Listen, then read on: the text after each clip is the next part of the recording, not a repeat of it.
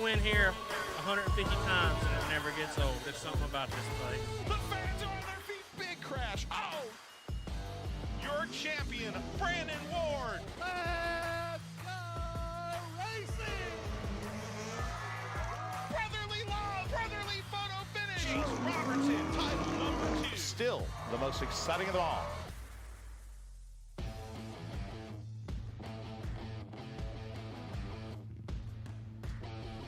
Ladies and gentlemen, boys and girls, welcome to the 1,138th edition of Still the Most Exciting of Them All. Tonight, historic Bowman Gray Stadium welcomes you to Traffic Control Safety Services 100 double points night and 100 lapper for the modifieds here at historic Bowman Gray. I'm your host, Matthew Dillner, joined alongside Camel City native James Pike. And Pike, we've got a show of racing tonight for you. First week back after the 4th of July break and tons of action coming your way from the Madhouse. Street stocks to open up the program this evening. 2 sportsman races, the Traffic Control Safety Services 100 for the Brad's Golf Cars modifies as the highlight race of the evening. Stadium stock action and a skid race to close out this night at the Madhouse. And when we say double points night, points are in the conversation. And we start out in the modifieds. The 2 titans, the masters of the Madhouse, are on top and locked in a battle. No surprise that these 2 drivers who've gone back and forth throughout their careers are so tightly knotted up atop the point standings here. Almost a quarter century's worth of track championships between them. Over 200 wins, 1,300 plus starts. These 2 are some of the most experienced and some of the best to ever get around Bowman Gray. And if you look right there, the masters of the Madhouse, some say right now it's Tim Brown. The most titles, the most race wins. But if you look, that iconic 700 start last time we were on the track, hey, Burt Myers has done it in 618 starts. So it's really interesting to see with the win percentage who will be eventually the master of the Madhouse. I feel like if you ran 10 races between them head-to-head, they'd split them 5 apiece, I think. Just that's the nature of racing here between those 2 at Bowman Gray. Well, I'll tell you what, there is other big points battles, including in the stadium stocks. Now that we have Luke Smith out of the picture, who won the first 5 races, it's a battle. How much of a battle? We're tied atop the stadium stocks. Chuck Wall has the experience, has the former opportunity of being a track champion. Steven Sanders has not been track champion, but his dad, AJ, has been pretty good around here. This is his first real proper title bid, so will it be experience or energy that wins out the day in the stadium stocks? It'll be fun to find out. They have mirrored each other throughout the season. And in the sportsman division, one we've kept an eye on all year long, the great Billy Gregg. But here's the deal. Make it or break it, we're calling it, because double points night almost broke Billy Gregg's season on the 6th of June. Justin Taylor won the race. Billy Gregg finished 11th. That made a 40-point gap, a 1-point gap, and this is the last double points night until the final week of the season. So if you want to move in the standings, you need to make moves tonight. We cannot emphasize enough. Double points nights can be the wildest that you see here at Bowman Gray Stadium because so much is on the line. We saw it the last time we had double points night. It was a brouhaha. Battles with the top guys all night long. Folks, stay tuned on Flow Racing. It's going to get wild at the Madhouse.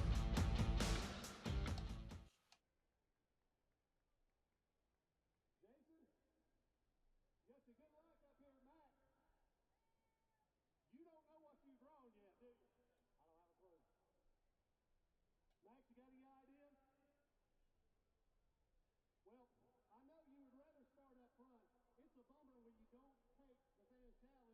and you end up starting near the rear, isn't it? It is, and it's like Bert, he's too bad for all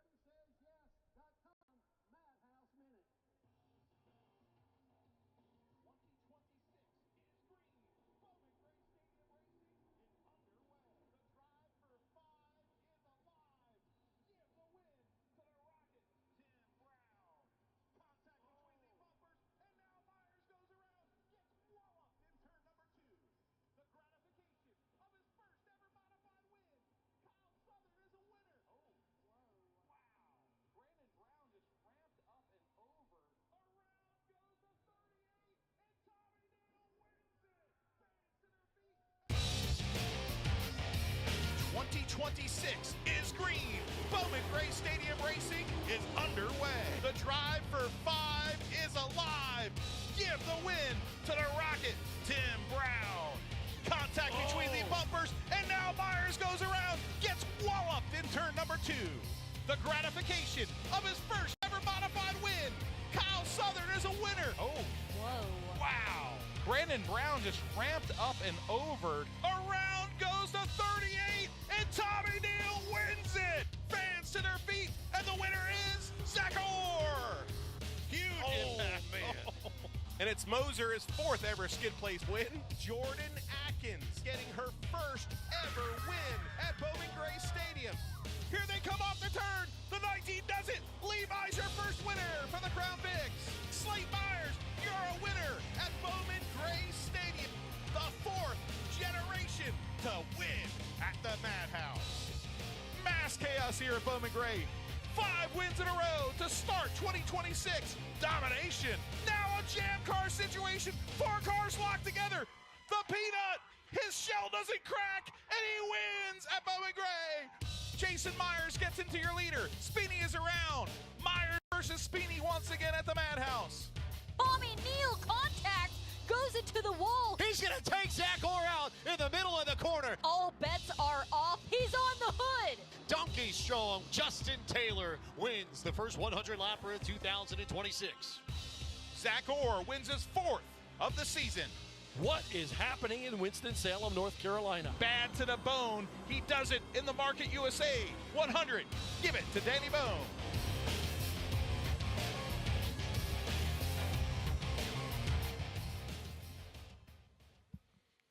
We are here for double points night, and guess who else is here? Danny Bone, who's won 2 100 lappers this year at Bowman Gray Stadium and almost won the season opener, is in the house, folks. Let's throw it down to Randy Pulliam trackside for the opening ceremonies tonight.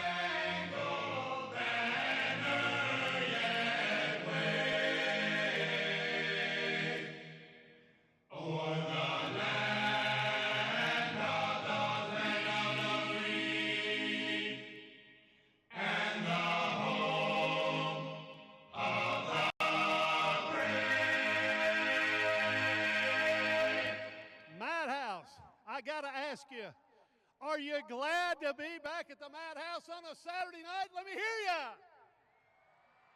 Then there's just one thing left to say. Let's go racing!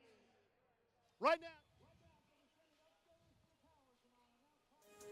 Here we go, folks.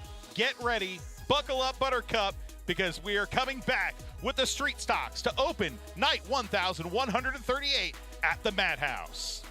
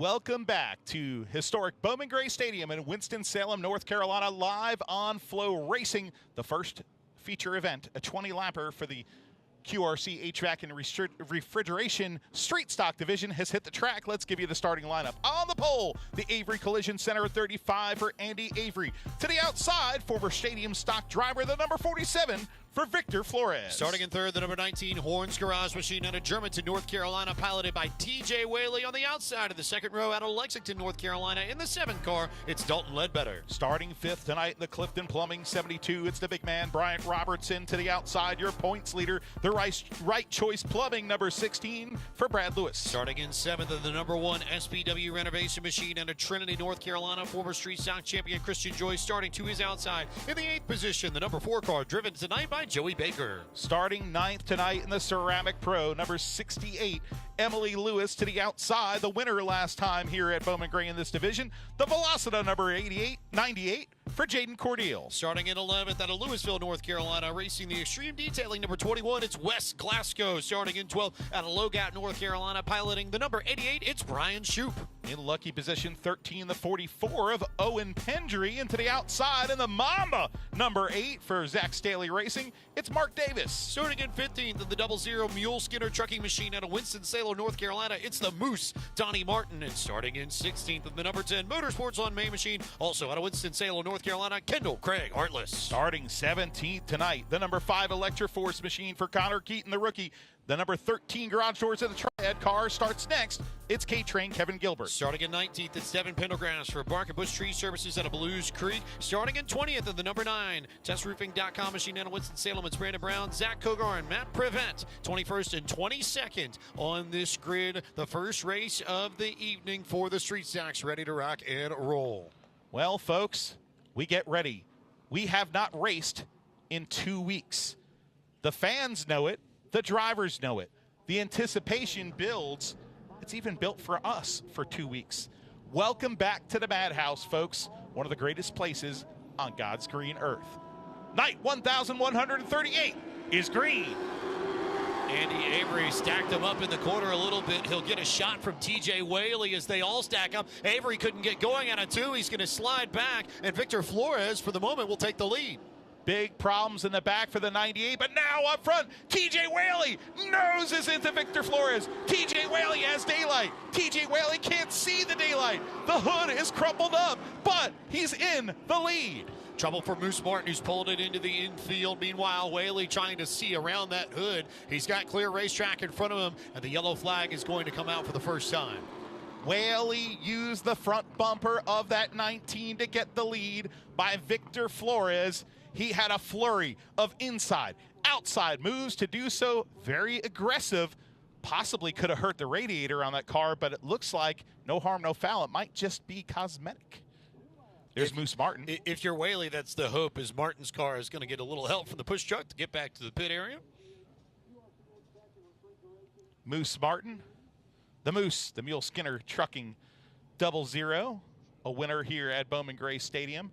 And the guy who's in the lead, actually the first 2 cars on the racetrack have yet to ever win a race here at Bowman Gray Stadium. You see the damage on the front, the nose, the hood. Let's see if those hood pins hold on here for another 18 laps. That's going to be the interesting thing. Jaden Cordell also made it to the pit area on that first lap too, so trouble for Moose Martin, trouble for Jaden Cordell, and I don't know. I'm so 50-50 as to whether or not that's going to help or hurt TJ Whaley. Well, it looks like, I don't know how those hood pins are still fastened, and if they are, there might be just 1 or 2. Let's take a look at it here. As we see, we're given the 1 to go, but we got time to look at it. TJ Whaley with a barn burner of a move there, inside, outside to make it happen. There's the bump in the north turn that just nudged up the 47 just enough to get underneath him. He didn't wreck him. He didn't bump him. He nudged him. He rubbed him. Rubbing son is racing. Moved him out. The Chevrolet Pace vehicle now pulls to its place in the middle of the north turn. Whaley and Flores, your leaders as we get back to racing on lap 3 of 20. Pretty good stack up there amongst the leaders in the middle of the corner. And now here comes Brian Robertson already looking to the inside of Andy Avery to get the spot there in the south turn. Andy Avery, who started on the pole, now slips back to 5th, possibly 6th. Brad Lewis now underneath that number 35. Lewis, your points leader. Here comes the number 7 of Ledbetter, but now up front the battle is on. Victor Flores trying to get into him, can't get the spot. He's got a bumper cover hanging off the back. The leader has a crumpled up hood. Here comes Bryant Robertson to the backside of the 47. Brian Robertson all over Victor Flores for second. TJ Whaley trying to dirt track it through just about every corner he can. And Flores couldn't get down to the bottom to block Robertson in time. He'll get a run off the straightaway, but Robertson with an opportunity to dive it in the north turn and start claiming a foothold on the runner-up position. The QRC Street Stocks putting on a show. Here comes the big man to second place.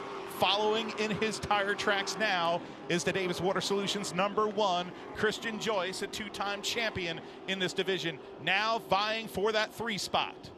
Christian Joyce now up to 3rd. Robertson starting to pressure TJ Whaley for the race lead. Whaley's had a loose race car the entirety of this event so far. Robertson now all over the rear bumper and to the inside, entering the south turn. Whaley does a good job of thwarting that progress on the bottom. The 72 knows he's got to get by him that way, and so does the leader. Loose goes Whaley in the turn. He hangs onto it going down the south straightaway. Robertson with another look to the inside, another shove. There goes Whaley sideways, dirt tracking and hanging on to the inside, trying to keep Robertson at bay. Robertson was almost there down the front straightaway, and Whaley trying to keep it from spinning, and Whaley's going to spin in front of the entire field from the race lead, and Brian Robertson will take over the point. TJ Whaley doing his best drifting exercise here and just couldn't hold on to it any longer. That 19 car, the Proud American Beverage Machine for the veteran, was just sideways every single corner. A little bit of contact there with, I want to say that might have been Mousy, but we'll see whether or not TJ Whaley has got some ability to try and fix that car's handling. It's been so loose. Let's take a quick break and we'll be back. We got 9 laps on the board.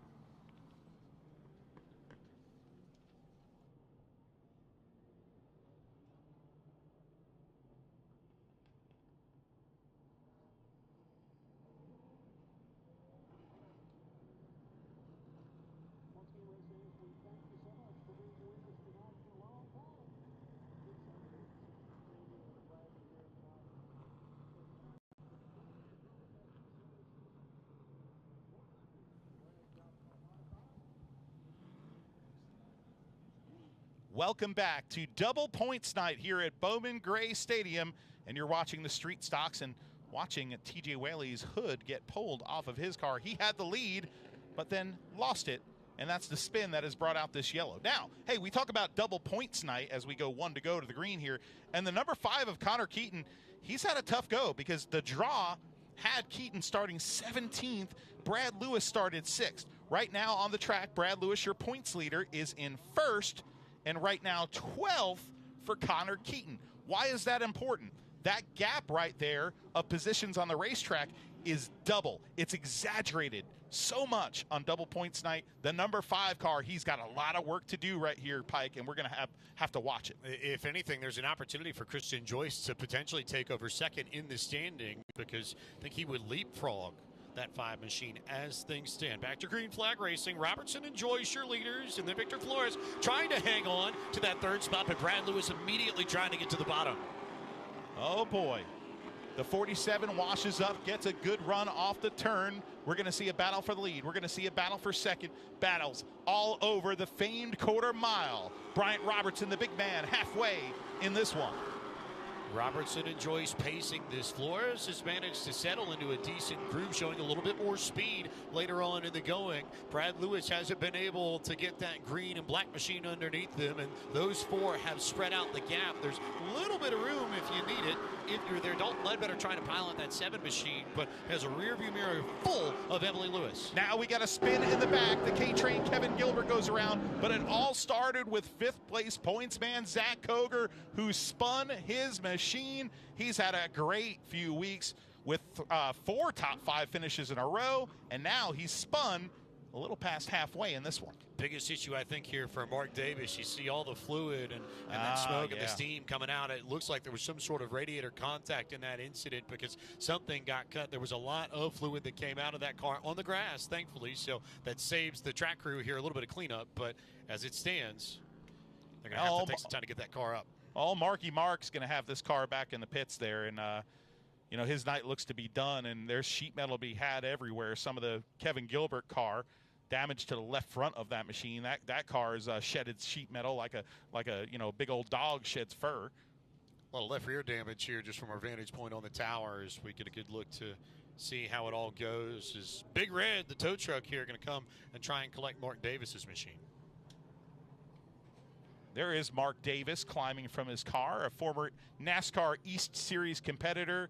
You know, hey, the school of Mike Herman Jr. You know, that's one of the reasons he you know, good friends with Mike Herman Jr., who's now the spotter of Chris Buescher. Look, he's waving to his fans in the grandstands. He's got Mamba on board helping him be in this car this week, the Zach Staley machine. And Davis, man, he and his father, you know, grew up racing.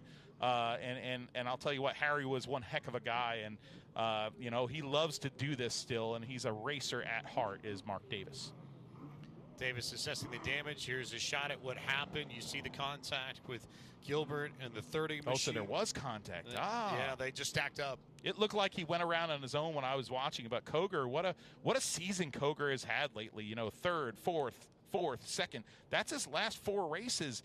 It's been quite a turnaround for the number 30 car this season. Arguably the most improved driver of the entire stadium this year. I think there's a fair case to be made for it. Zach Koger's been a model of consistency that I think a lot of drivers here would love to emulate if they had the opportunity. But this is Bowman Gray, and there's so many variables in play, it doesn't necessarily work that way. I like this, okay? Mark Davis is going to go for an old school ride back. He's not just going to climb in the car. He's not going to hop in the tow truck. He's not going to take the lonely walk, which is tradition here. You know, he's going to drive back with his race car. That's old school right there, folks. As the Daniel Davis Big Red, as I like to call that tow truck. Got a lot of really tow trucks with personalities and drivers to boot. Have the opportunity to wave to the fans one more time if he wants. Right on cue. Gives right the on cue. sign. I mean, it's Mark, man. That guy. Here's the thing about Mark Davis. Whether he's sitting at a Kannapolis Cannonballers game, whether he's hanging out with Alex Bowman and his friends or whatever, like, Mark is always going to have fun. You know, he's a serious racer, but he has fun. He knows he has those values of racing in him where he appreciates what he's doing in the moment, because you know darn well, and he knows when he lost his father, you know, his opportunities to race just kind of dwindled from that point on. And, you know, Mark is appreciative of everything that he does get when he gets it. A big-time Cannonballers guy, too? You see him in Cannonballers? Yeah, man. He actually celebrated his birthday a few weeks ago at the Cannonballers. The one week that I'm not there with Herm and Freddie Kraft and all those guys in our K-Town Heckler Society suite there in you know, Fieldcrest Cannon Stadium, as I like to still call it. But, yeah, and the one week that, you know, I'm not there, you know, Hudson and I are usually there watching the Ballers play single-A baseball for the White Sox. And if you're a baseball fan, Winston-Salem has that connection because the Winston-Salem Dash are then the Double-A team for the White Sox. And then you go to Charlotte, Triple-A for the White Sox. And then you go to Chi-Town, which is where I'll be flying to tomorrow. And then driving up to the Slinger Nationals live on Flow Racing. You talk about this famed quarter mile. That's a quarter mile that's the different flavor. This is flat. This is a bull ring. This is quarter mile. This is physical. That is 33 degrees banking. Mark Martin told me last year, you take Bristol, you shrink it exactly, and that's Slinger Nationals. That'll be live on Tuesday night on Flow Racing. And if you're a quarter mile bull ring fan, that's one of the best in the country. That is going to be so much fun to watch, I think, as we get the one to go. You ever go?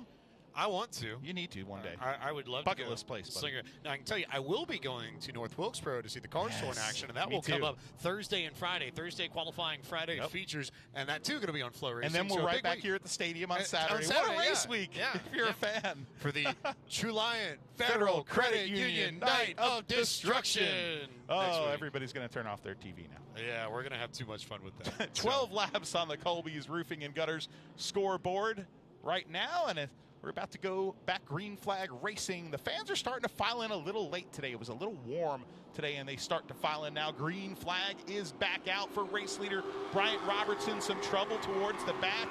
Brown's number 9 machine and the 37 of Trevette are stopped, and we're going yellow again. And Matt Prevette, the one in the infield. Brandon Brown stuck up against the wall. Yellow flag out one more time. All right, folks, let's take a quick, maybe a 30-second break. Yeah, I don't know. I call these things out on the fly. Let's take a quick break on Flow Racing, and we'll be back with the rest of this one. 8 laps to go for the street stocks.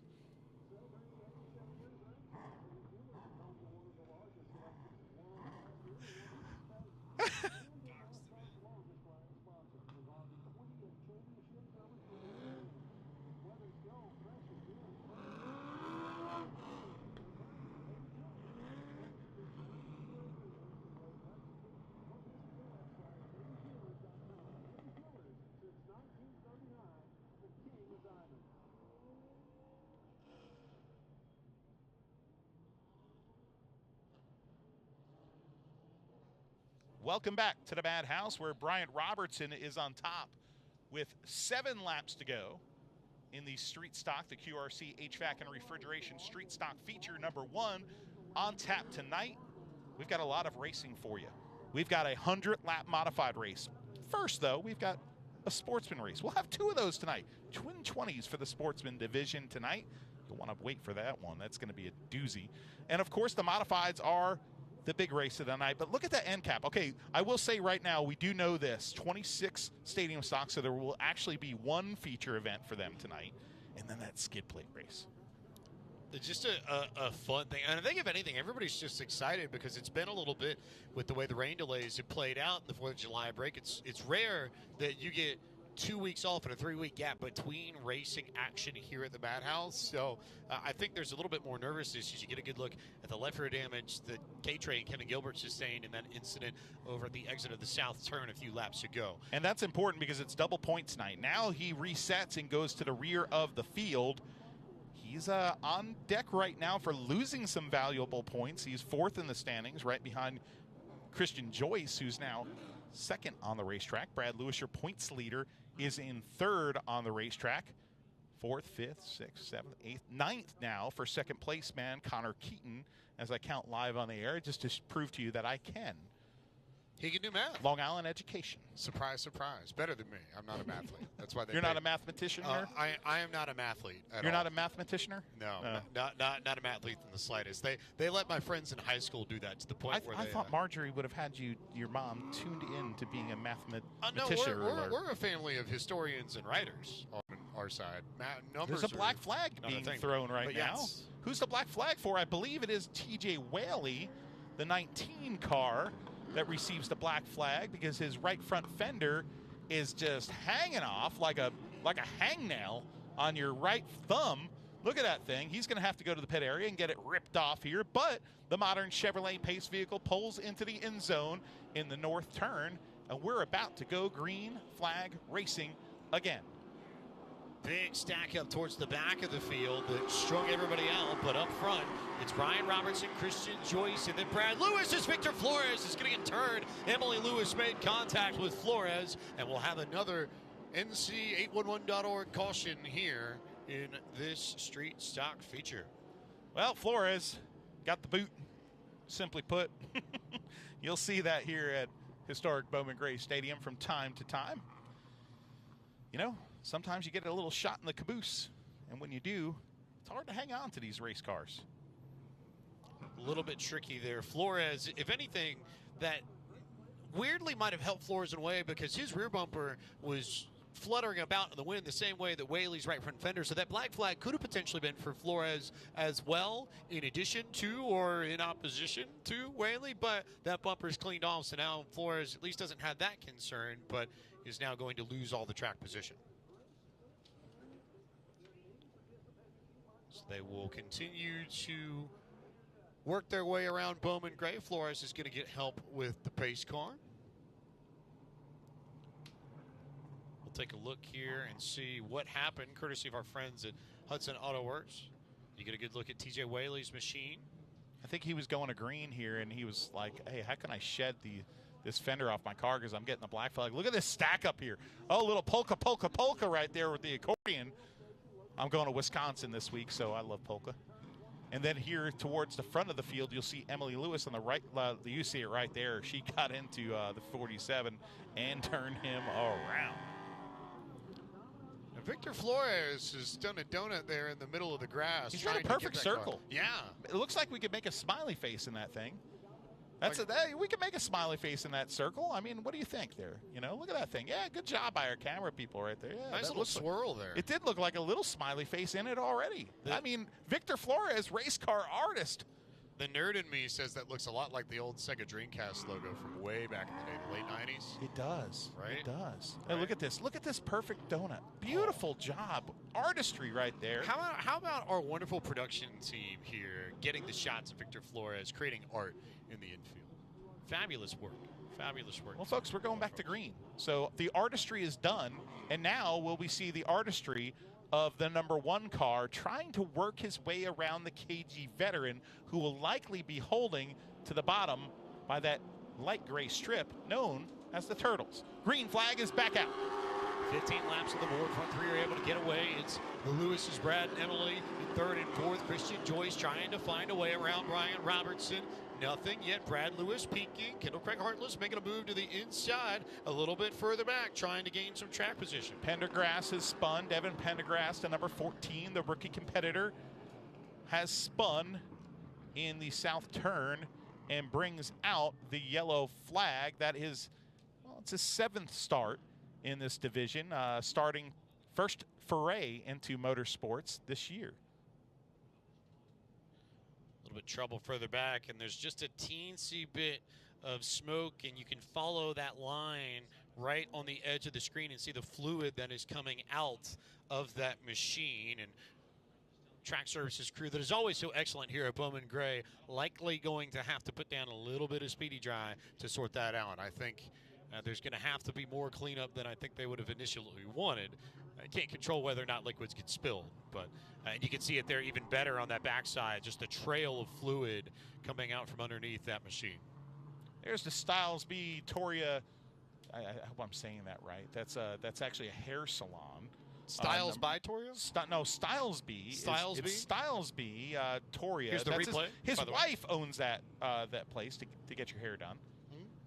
Maybe I need her to do my hair. I needed a haircut one night at Bowman Gray Stadium. And there, oh, look at Squeaky Brown. Squeaky Brown's got the bucket. Squeaky Brown, look at him go. I'll tell you what, no harder track crew worker out there than Jimmy Brown and his Citrus Safe track crew. And look at him go. I mean, that is some effort right. Oh, here comes the backpack blower. The backpack blower has hit the racetrack.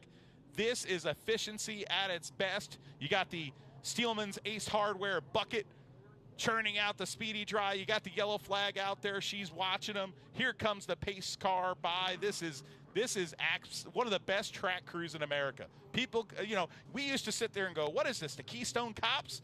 They do a better job than people that have millions of dollars of equipment. Bottom line.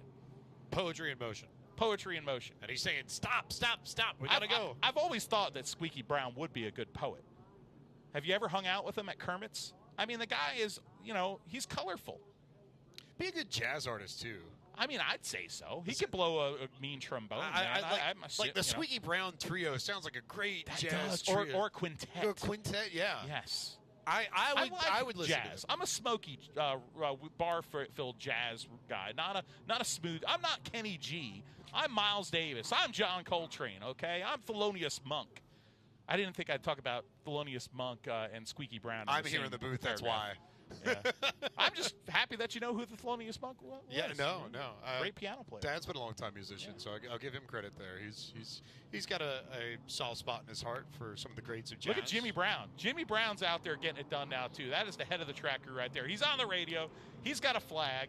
He's just putting out speedy dry everywhere. Like he's looking like Oprah passing out like free candy or something. The way he was moving around with that bucket, does it count as interpretive dance, perhaps? I'd say so. We got jazz and we got dance, and Jimmy Brown's got the spirit fingers in the Citrus Safe track crew. Our statistician, Justin Mincy, putting in a word for Buddy Holly, which is a little bit different. OAO. A little bit more rock and rolling.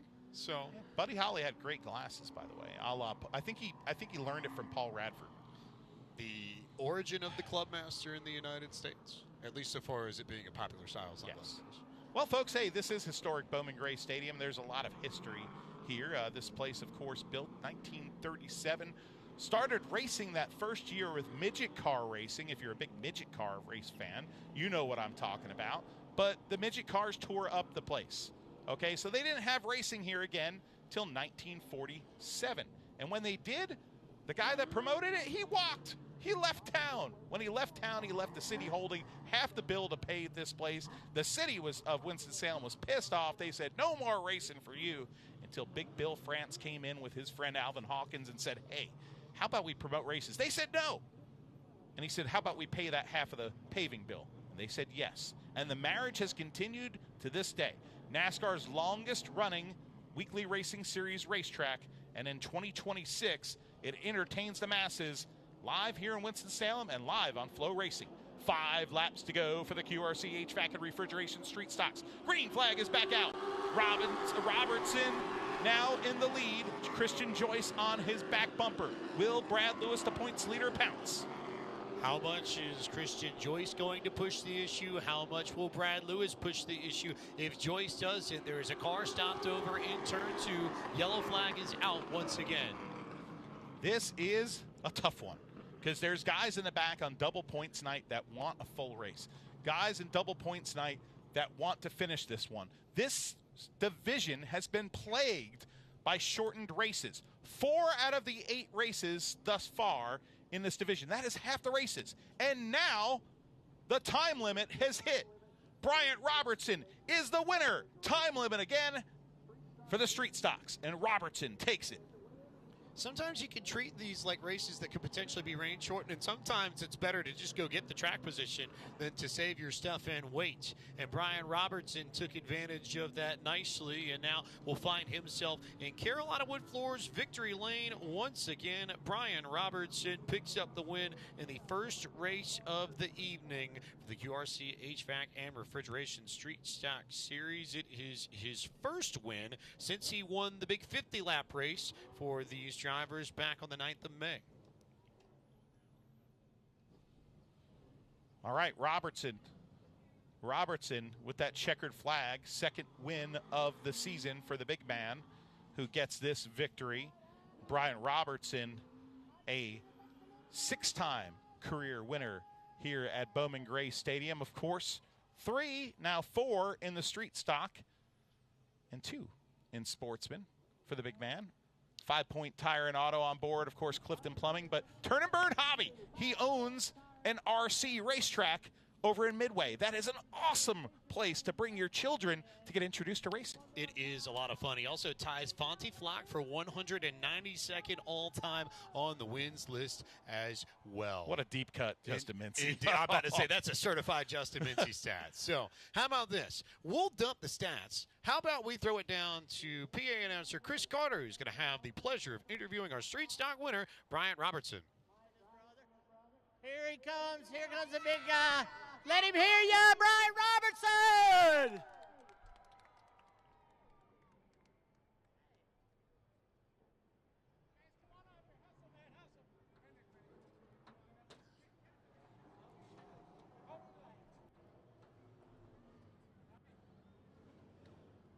Bryant, you have had some real bad luck here the last couple of weeks, but I tell you what, big guy, you turned around tonight. Tell us about it. Well, I'm going to tell you, I had some good guys behind me. Christian Joyce, top-notch racer. He gave me some pressure. He ran me clean. We're Dylan Ward cars. I got to thank Ronnie Clifton, Dylan Ward, my crew, Turn and Burn, 5 Points Tire and Auto, Danielle DeAngelis, my brother for spotting for me. He's awesome.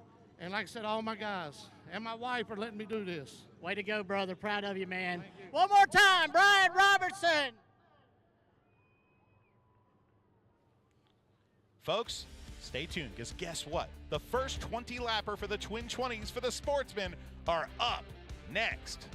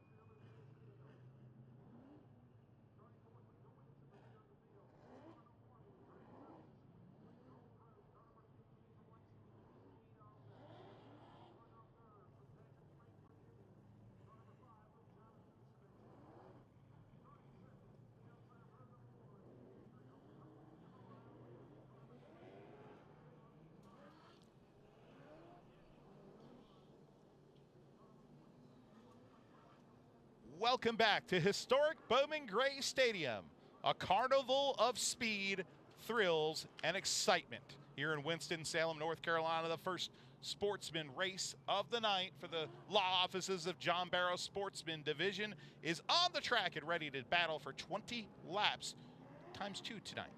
Your starting lineup on the pole is the Cardinal Plumbing 42 of Joel Weevil. To the outside, the rock star in the Pednery Home Solutions 03, it's Sterling Clemens. Starting in third in the number 5 car to Martinsville, Virginia, it's Jonathan Simicek. And starting in fourth out of Lexington, North Carolina, driving the Tar Heels Septic number 15, T. Dawson. Starting in fifth in the Exeldine 38 is the good guy, Mitch Gales. To the outside, the Larry's Trucking 07, it is Kenneth Stimson. Zach Orr, Tommy Neal, Nate Gregg, Kirk Sheets. The top 10, Brian Sykes Jr., Justin Taylor, A.J. Burness, Austin Cates. 11 through 14, Dylan Ward, Brian Sykes, Chris Taylor, Billy Gregg, and Chris Massey. The rest of the 19-car field as we are half a lap away from the green. Billy Gregg, your points leader, having to start deep in the field. 18th tonight. We saw what happened on double points night last time we had a double points night for the Sportsman. Will he come out on top, or will it be trouble? Green flag is back out. Sportsman race number 1 is underway. Simicek hanging on to it, and he goes around. Big wreck in turn number 1. Also, Chris Massey has a car underneath the caboose of that number 37. Chris Taylor is spun.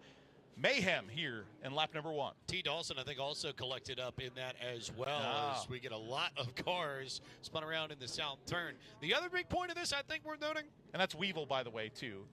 Right.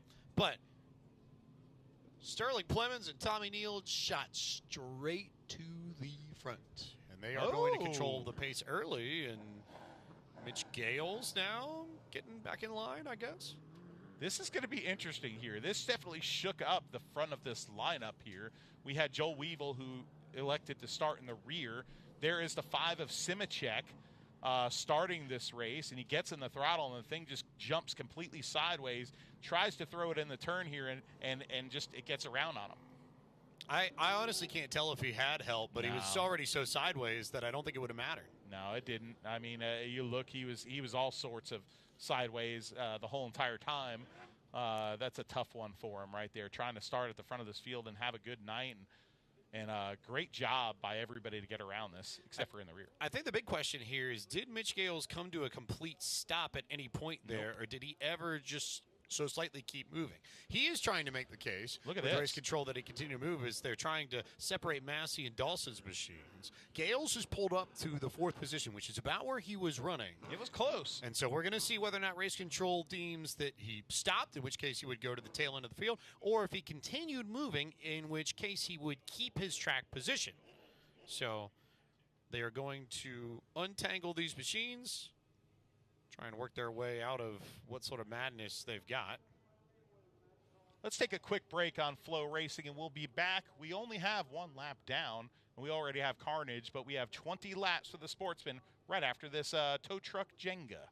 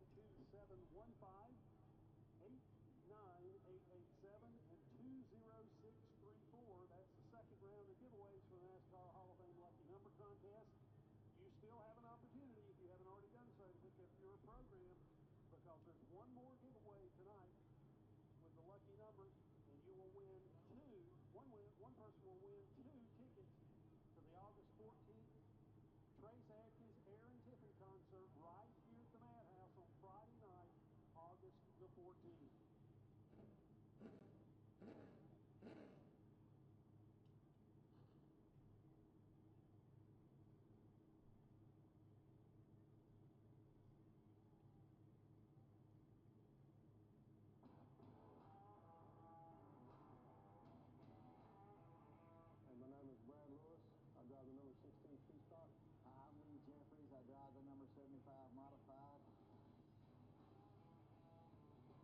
I guess the favorite memory is when my dad won the first 25 lapper and I'd won the second 25 lapper. I'd have to say the winner's circle victory when the week after Robbie passed away, and I was able to drive to the front and pass some competitive cars, and that was special. And then I'd say there's two of them. You know, I won second race this year, and then my mom. So those are the special ones for me. Welcome back to beautiful Bowman Gray Stadium, and there you see the battle for the points in this division. The law offices of John Barrow Sportsman Division, and it is a tight one. 2 points separating Billy Gregg, your points leader, on the left side of your screen, and Justin Taylor. Taylor winning on double points night earlier in June, with Billy Gregg losing all that points lead in 11th that night. What will happen for the rest of tonight? How convenient that they happen to be in the same camera shot, Matthew. I think it's awesome because they didn't start that way. I mean, Billy Gregg was starting way deeper in this field than the number 12 was, but the big shakeup there, Gregg was starting 18th with that 12 car, starting further up front than that in the 12th position. It was all off of the way that Simachek stacked up that inside line. So there was a lot of movement on the top line because Simachek did not go. Everybody who was down there had to check up to not run over him, and that allowed all the people on the outside to effectively gain a row or two before we even got to turn one. And then right to the inside of that Donkey Strong number 12 is a blue and black car. Okay, Zach Orr, suspended at the beginning of the season, missed the first race. But then if you look at Zach Orr throughout the season, he is the top gun so far of not only this division, but the whole stadium with 5 wins, okay? 13 races so far this year, 12 of them in the top 5, an average finish of 3.15, 5 wins already, just past now the midway point of this season. That is a season for Zach Orr.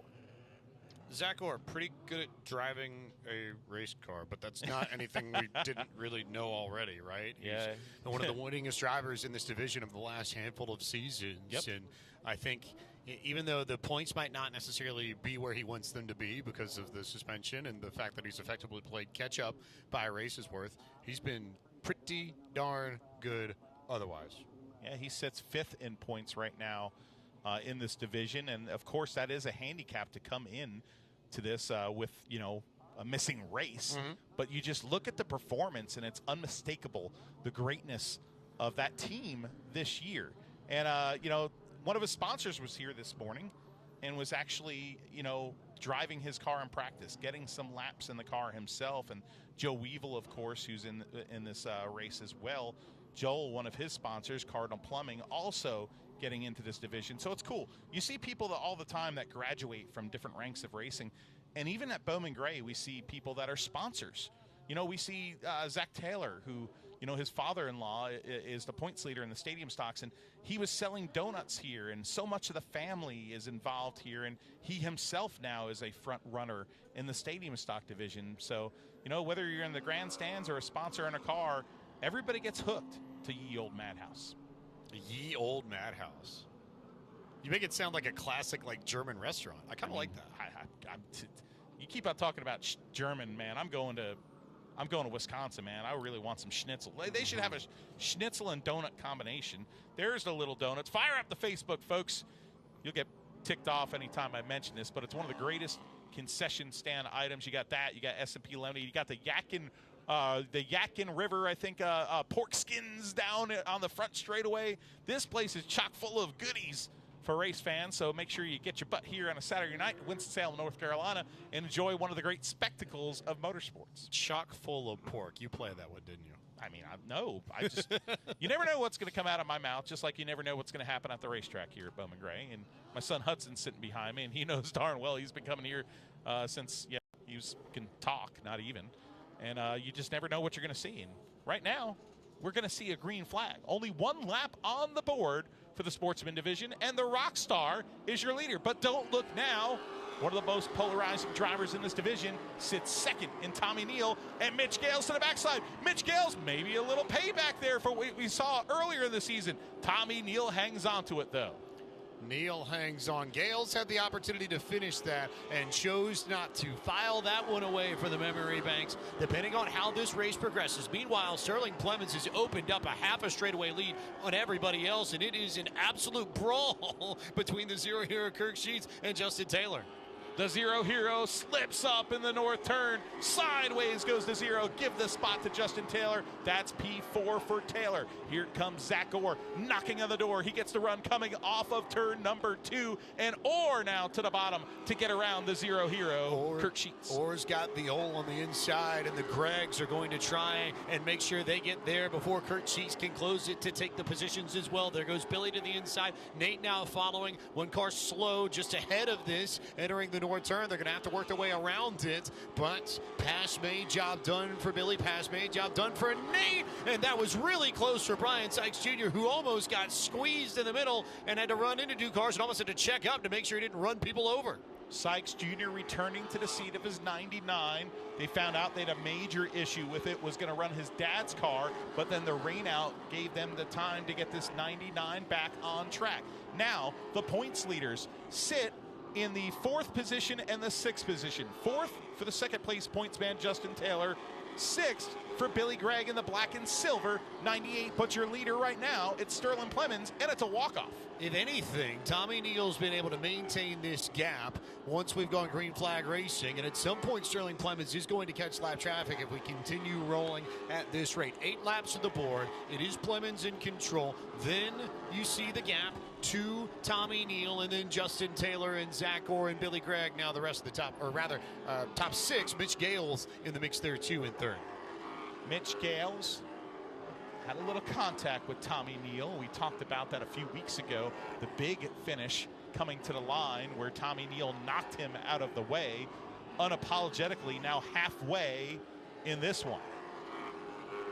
The lap traffic now becoming a factor shortly for Sterling Plemons. That may give an opportunity for Tommy Neal to close this gap a bit. Mitch Gales is sitting about a car length back as the cross flags come from the flag stand. Halfway in this first race of the evening for the law offices of John Barrow Sportsman Division. It's been all Sterling Plemons so far. Plemons now working around the lap machine of Chris Taylor. Tommy Neal is actually reeling him in. That number 21 is really trying to rein him in. Gap has been cut undeniably as Plemons begins to work through the lap traffic. I think Neal was able to catch it a little bit easier. So much of how you get through lap traffic depends on where you catch them. If you can catch them on a straightaway, great. You catch them center of corner entry to center of the corner as you start to come off of it, it can slow you down a bit. Looks like that happened to Plemons just a hair. He still has a bit of breathing room now, maybe call it 10 car lengths, but he's got Tommy Neal in his sights. All over his rearview mirror, and now that's a big moment there. He had to check up to try and figure out how he wanted to get around Simicek, and that will help out Tommy Neal even more. Neal saw a little opportunity there. Simicek pulls off the track. No harm, no foul for the driver of the 03. Now look at this battle right here. You've got the top guys in the division. Your points leader right there in the black and silver car, following the tire tracks of 5-time winner Zach Orr, in front of that 2nd place point man, the number 12 of Justin Taylor. Zach Orr starting to put the bumper to Justin Taylor, now looking to the inside. Big chop there entering the south turn from Donkey Strong, who did not want to give up the track position. So how does Zach Orr respond entering the north turn? With maybe the slightest bump in the center of the corner. He didn't necessarily dive it in as deep as he could, but Justin Taylor is hanging on to this spot, no doubt about it. Zach Orr all over him. Zach Orr, this is the battle that everybody is watching now with 2 laps to go on the track. Orr to the back bumper of Taylor there in the number 12, trying to get around him. The number 12 blocking the bottom, slowing up in the center of the corner goes the number 12. They check up the conga line. Meanwhile, Sterling Plemons coming across the line to take the white flag. The big battle on the track right now is behind this in the 4th position, but now in the north turn goes the black machine, leaving the field and waving. And now the checkered flag waves for the Rockstar. Sterling Clemens is going to strum his way into Carolina Wood Floors victory lane with his 9th career win. I see what you did there. At Bowman Gray Stadium, of course. It's a rock star, right? man. Yeah, exactly. I had a little Monday in London reference there because that was his band. Mm-hmm. So you get the strumming.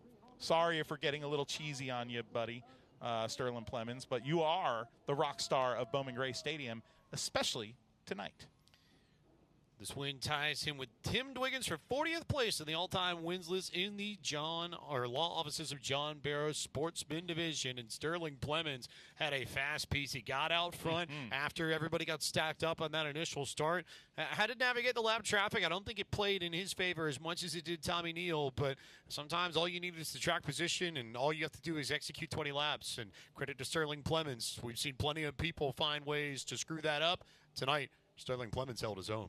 Yeah, the Pendry Home Improvement car will pull into victory lane. The Clemens family so potent here in racing in the street stocks, and now in the sportsman division here at Bowman Gray Stadium. Now his 9th career win at the stadium, and his 2nd of the season. You see him waving that flag, victorious here, taking the great victory lap here around the famed quarter mile. Clemens came into this evening 9th in the point standings. He won't necessarily gain all that much on the Greggs, the Taylors, the Orrs and company. Gales was up there as well, but always nice to land in Carolina Wood Floors victory lane at the Madhouse. That's special, and it doesn't matter which division it is in the NASCAR Local Racing Series powered by O'Reilly Auto Parts. Well, you'll see the crew running behind here to come join him at victory lane. His dad, Steve, his wife, Nicole, and Link and Lash will be joining in victory lane for the celebration, climbing out a rock star and a race winner here at Bowman Gray. Let's go down to Randy Pulliam. That drawstring bag are chips with the numbers 8, 10, 12, 14, and 16. The number that Sterling draws will determine how the field is inverted for the second 20-lap event coming up later on this evening. So you'll want to keep your eyes on the video board. That number that Sterling draws will be displayed momentarily, and that'll tell you where Sterling will start for the second 20-lapper.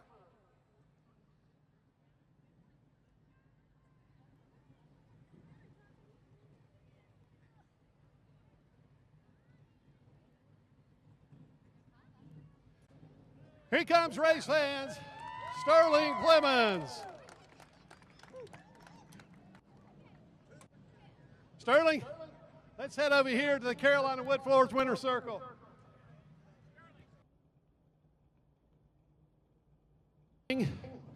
Sterling drew number 14, so that means the top 14 finishers will be inverted for the second race. Sterling, good run for you, 2nd win of the season. I believe that's number 9 on your Bowman Gray Stadium career. Yeah, it is. It's been a little bit of a rough year. I'm glad we squeezed out 2 wins. We've had some rough nights otherwise, but it always feels good and never gets old winning here. I got to thank my sponsors, Pendry Home Improvements, Emerald Isle Realty. I got to thank Dylan Ward, DWR. I got to thank Casey Kepley for spotting for me. He's doing a fantastic job. My family, my wife, my kids, Nicole, Lincoln, Lash. Thank everybody in my crew, Steve, Jeff, Lance, and Mike. Congratulations, you're starting 14th in the second one. Maybe we'll see you back. Sterling Clemens, the winner of the first 20-lap event. Sterling Clemens, the winner. Up next, it's the Traffic Control Safety Services 100 for the NASCAR Brad's Golf Cars Modifieds. Your featured event of the night is next on Flow Racing.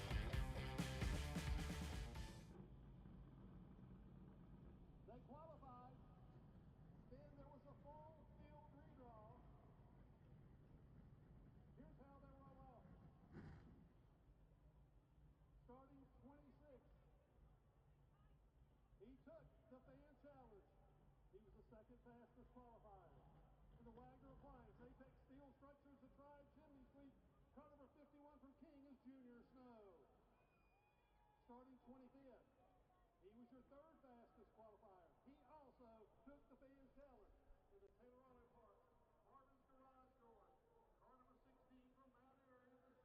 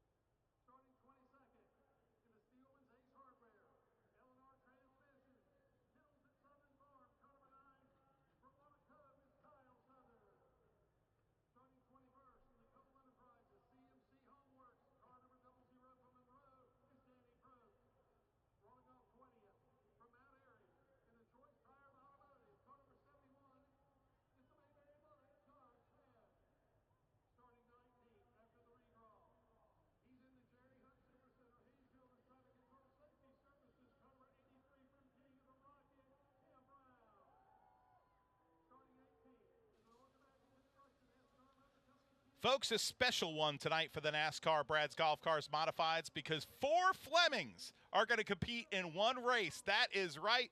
Fleming Family Racing, full show tonight for the showstopper, for Frank, for Jordan, for Luke. A historic night for one of the great families in modified racing. And speaking of Chris Fleming, he chooses the Fans Challenge tonight. This will be the 50th time that we have this race within a race tonight, which means the top 4 qualifiers get to declare if they want to start in the rear. And if they do, they have a chance to drive up to the top 4 and make a big cash bonus. $6,000 tonight on the line. And folks, Chris Fleming is one of the masters of that Fans Challenge, tied with Burt Myers atop that statistical category. And boy, oh boy, do the fans here at the Madhouse love this. Love this. A big part of why we call him the showstopper. In addition to his Cookout Madhouse Classic win last year, this is a driver who puts on a show because he drives from the back to the front more often than not to claim this Fans Challenge money. And Junior Snow, the other driver tonight in the top 4 to choose to declare to start in the rear. Remember, Junior Snow qualified in the top 4 for the first time earlier this season, took the challenge and won it. So he's the only driver, I believe, in history that's 1 for 1. Hey, folks, we got a little trivia for you now, though. 49 Fans Challenges, okay? How many do you think Tim Brown is qualified in the top 4, Pike, out of 49? And the guy's the king of qualifying. I'm about to say, it's got to be at least 40, I would think. 41 times. Do you know how many times Tim Brown has taken the challenge? Not many. 0. Unbelievable stat here at Bowman Gray. But, folks, this is the NASCAR Modified Division, and let's give you the starting lineup. They'll go for 100 laps tonight. Starting on the pole, we talked about the Fleming family. 66-year-old legend, 21-time winner, the great Frank Fleming starts from the pole to the outside, a car that means just so much here. The old Riggs Racing team is back. The 47 Triad Mulch Machine for Jackson, the friendly ghost Casper. Starting in third, the Iron Man of Bowman Gray and the Carolina Triad Choice Realty. Number 5 out of Poptown, North Carolina, Randy Butner. And starting in fourth, in the number 10 Shooting Targets USA car out of Newtown, Pennsylvania, Mike Speeney. Starting in 5th in the Big B Coffee, number 64, it's the comeback kid, Ethan Truel, to the outside. In the Citrus Safe number 1, the ace from Walnut Cove, North Carolina, it's Burt Myers. Starting in 7th in the number 6 Ben Gable Enterprises Machine out of Walnut Cove, North Carolina, it's the number 6 of Slate Myers. And starting in 8th in the 07 Mantle Realty car out of Walkertown, North Carolina, it's the real deal, Riley Neal. The Flying Floridian starts 9th in the Cherokee Underground 55. That's Jeremy Gerstner. To the outside, the USNE Power, number 75 for the great Lee Jeffries. Starting in 11th out of Lexington, North Carolina, the Lawrence Legacy LLC. Number 14 car, it's Trey Hutchinson. Starting in 12th out of Mount Airy, North Carolina, piloting the number 13 car this evening, it's Luke Fleming. Starting in lucky number 13 position tonight is the rookie. In the Greensboro Grasshoppers 82, it's Mason Lawson.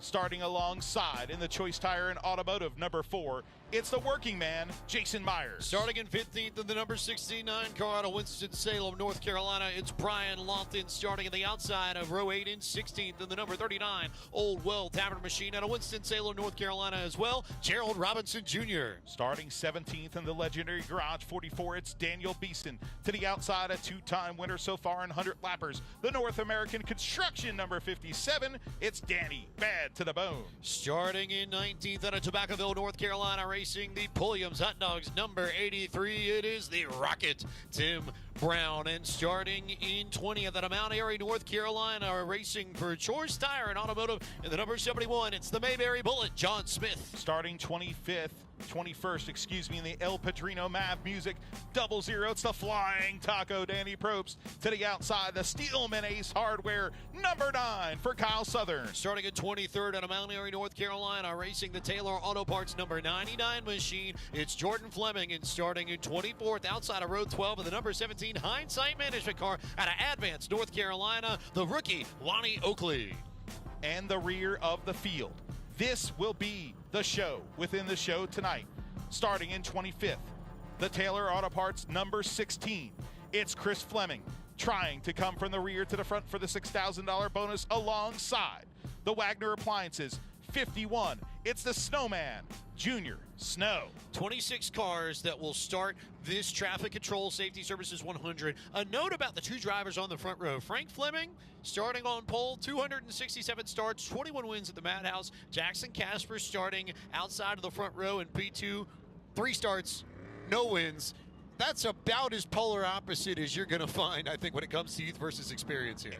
And you're talking about the 47 who hasn't been able to finish a race this year, found out that they actually had radiator trouble. They're confident tonight. There is the number 51, one of the most improved drivers at Bowman Gray Stadium, and heck, in all of modified racing in this country right now, could be the young man behind the wheel of that car.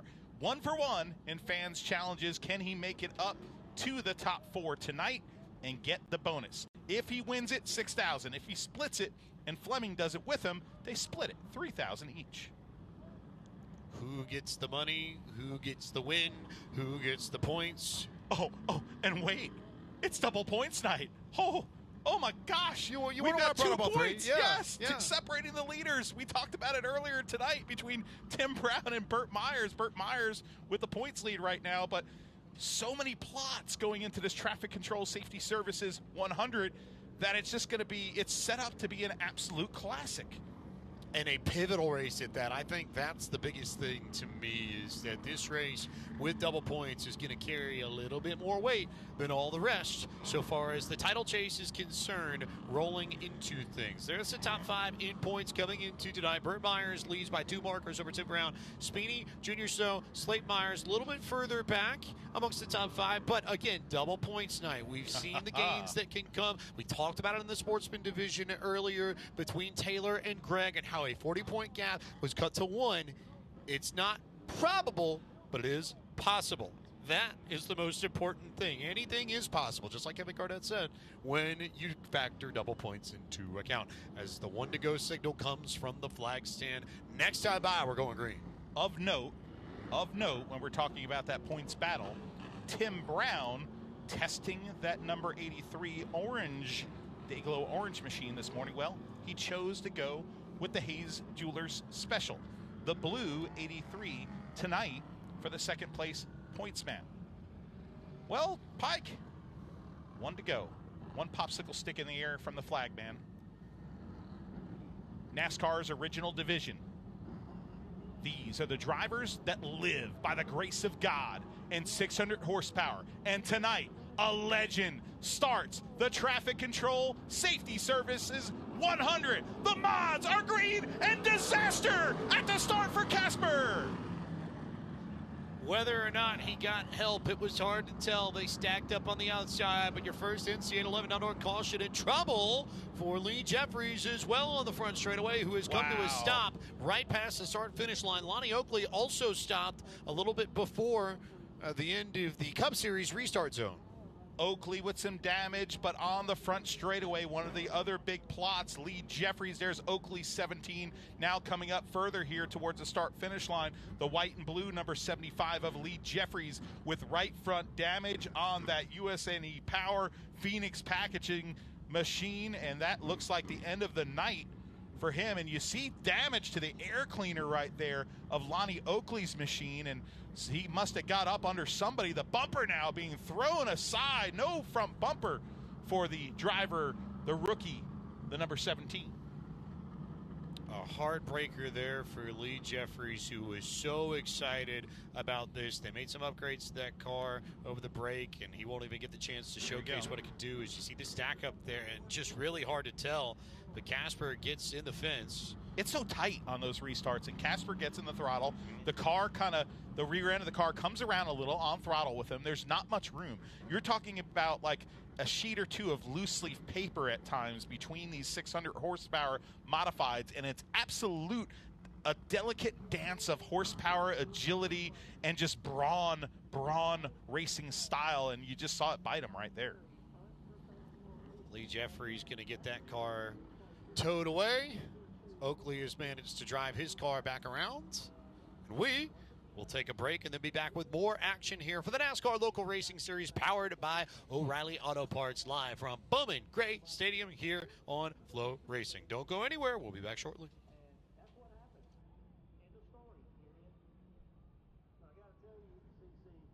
75 of Lee Jenkins. He has just had one heck of a tough luck year this year. And then just like Jackson Casper, that young man, he is going to be fine as the races progress. That young man has made it skill into racing cars. And I think they feel like he is just fine in racing cars.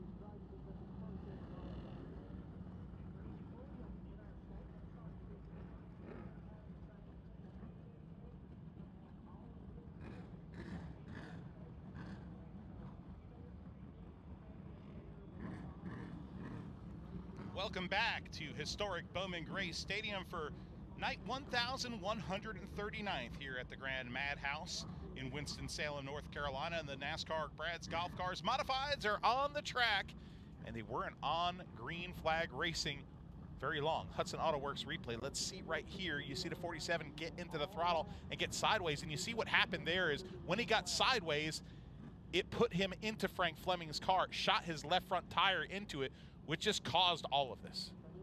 If anything, I think Mike Speeney's lucky that he didn't get more of that credit to Speeney and a lot of those drivers in that top line to check up as soon as Jackson Casper got out of shape to not get caught up with any more damage than they did. Even Speeney right there going into the corner, I mean, that's a precarious position to be in, to not get, you know, on the brakes too hard and spin the car or pile in.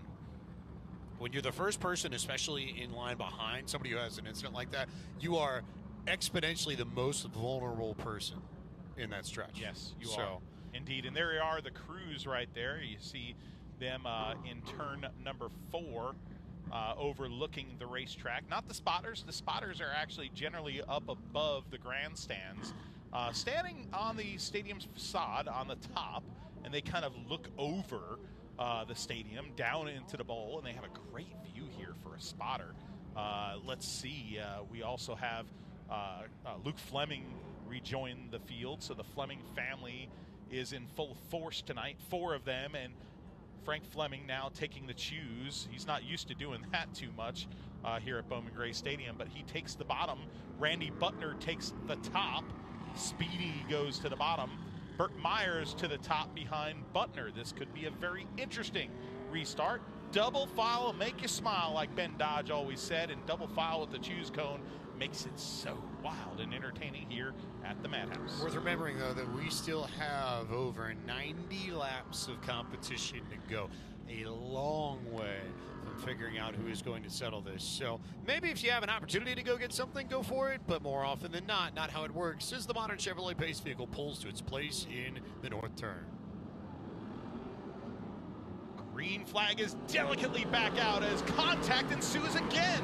Fleming now gets hit by Speedy. Fleming goes around, stacking up the Madhouse. It's still green. It's still green. Cars going everywhere. Speedy is slow, waiting to see if there's an issue on Speedy's machine. That's the first thing that I noticed. Ethan Trull, Randy Butner to the front, and Speedy does have a problem. He stopped the north turn, and the yellow flag comes out once again. Ethan Trull somehow comes out of this with the lead. Chaos ensuing on a restart, and nobody stopped. No reason to throw the yellow flag, but that was an absolute scramble of 52 pickup with 26 modifieds around a quarter mile. What happened to Mike Speedy? That's the biggest question. He was slow after that contact all the way around the turn and eventually came to a stop, and now is going to go back to the pit area for work. So there is an issue with Mike Speedy's machine. Double points 9 in the top 5 of the point standings. This is going to be spooky if he cannot get that car fixed up. Third place in points is Mike Speeney, a little bit of a far way behind Tim Brown and Burt Myers, but let's look what happened. Speeney just rockets it in there. He really did have the position, but Fleming did come down and they had contact. Now watch what happens here. People are like, well, that's a yellow flag. No, it isn't. Everybody keeps on going. Look at Truhl take advantage. Riley Neal take advantage. Slate Myers, Trey Hutchin, the battle of the youngsters, all except for Randy Butner right there, the KG veteran who got around it so well on the outside. Wow. Unbelievable. Also of note in that, I was trying to figure out where the issue came from. When Fleming spun back down towards the inside, he made contact with Speeney's right front. So there's right front suspension damage to Speeney's car. That's what the issue was. That's why he was slowed down the back straightaway and ultimately stopped midway through the north turn. Well, your fans challenge car is pulling up to the outside of your leader. That is Junior Snow, who's going to go behind the field house here to get an adjustment on that number 51 machine. His front bumper is pointing northward on that 51, and remember folks, he's elected to start in the rear of the field, and if he makes it up to the top 4 in 100 laps, he then gets a bonus. $6,000 on the line tonight, double points, everything's on the line for these drivers tonight. You could feel the pressure. Here's the thing, I think. I know that Junior Snow started in the back and chose to start in the back because of the fans challenge.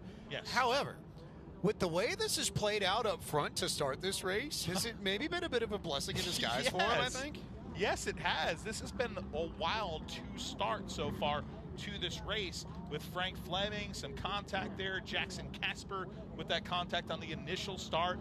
The last restart there was contention into turn 1 with Speeney thinking he had the spot underneath Frank Fleming, and Fleming coming down and trying to hold his spot.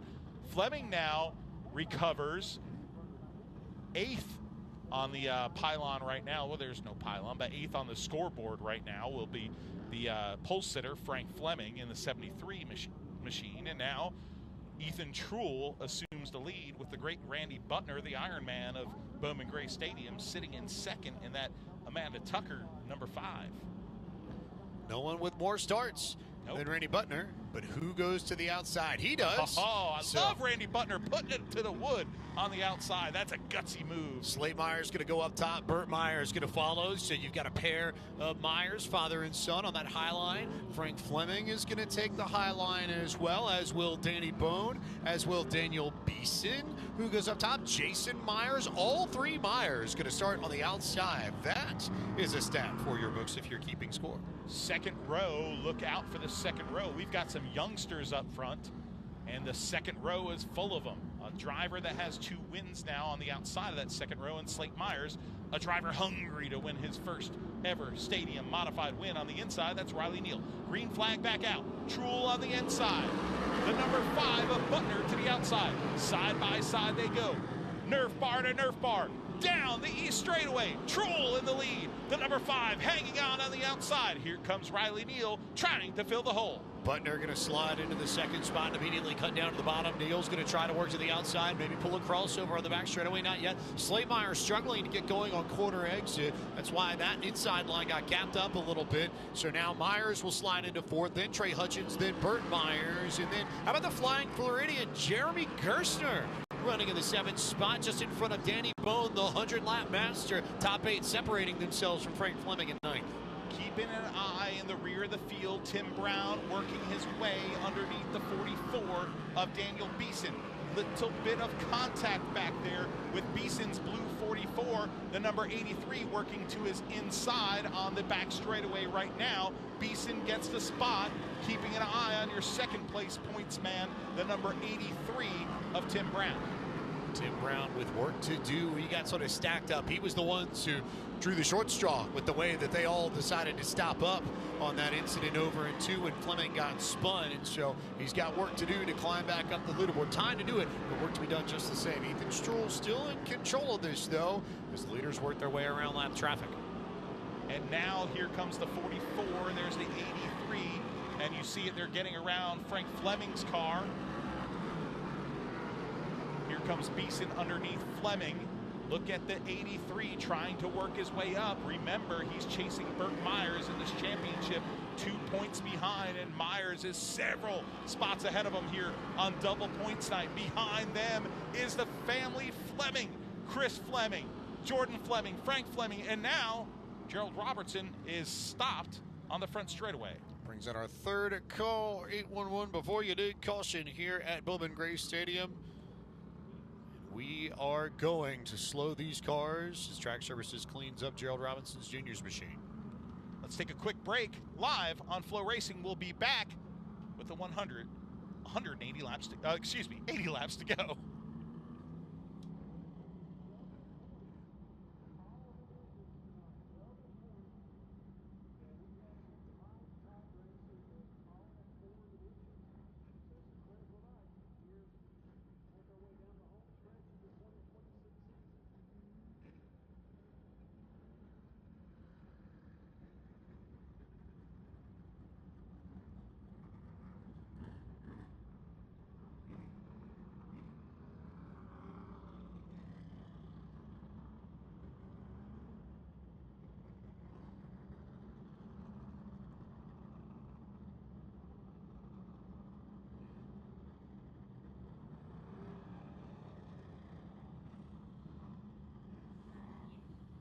The modifieds are on track here with 80 laps to go, and Jason Myers, your pole sitter tonight. You see the 39 getting pushed, but Jason Myers, your pole sitter tonight, his third pole of the season, has just left the track to go back behind the field house to get adjustments to his car.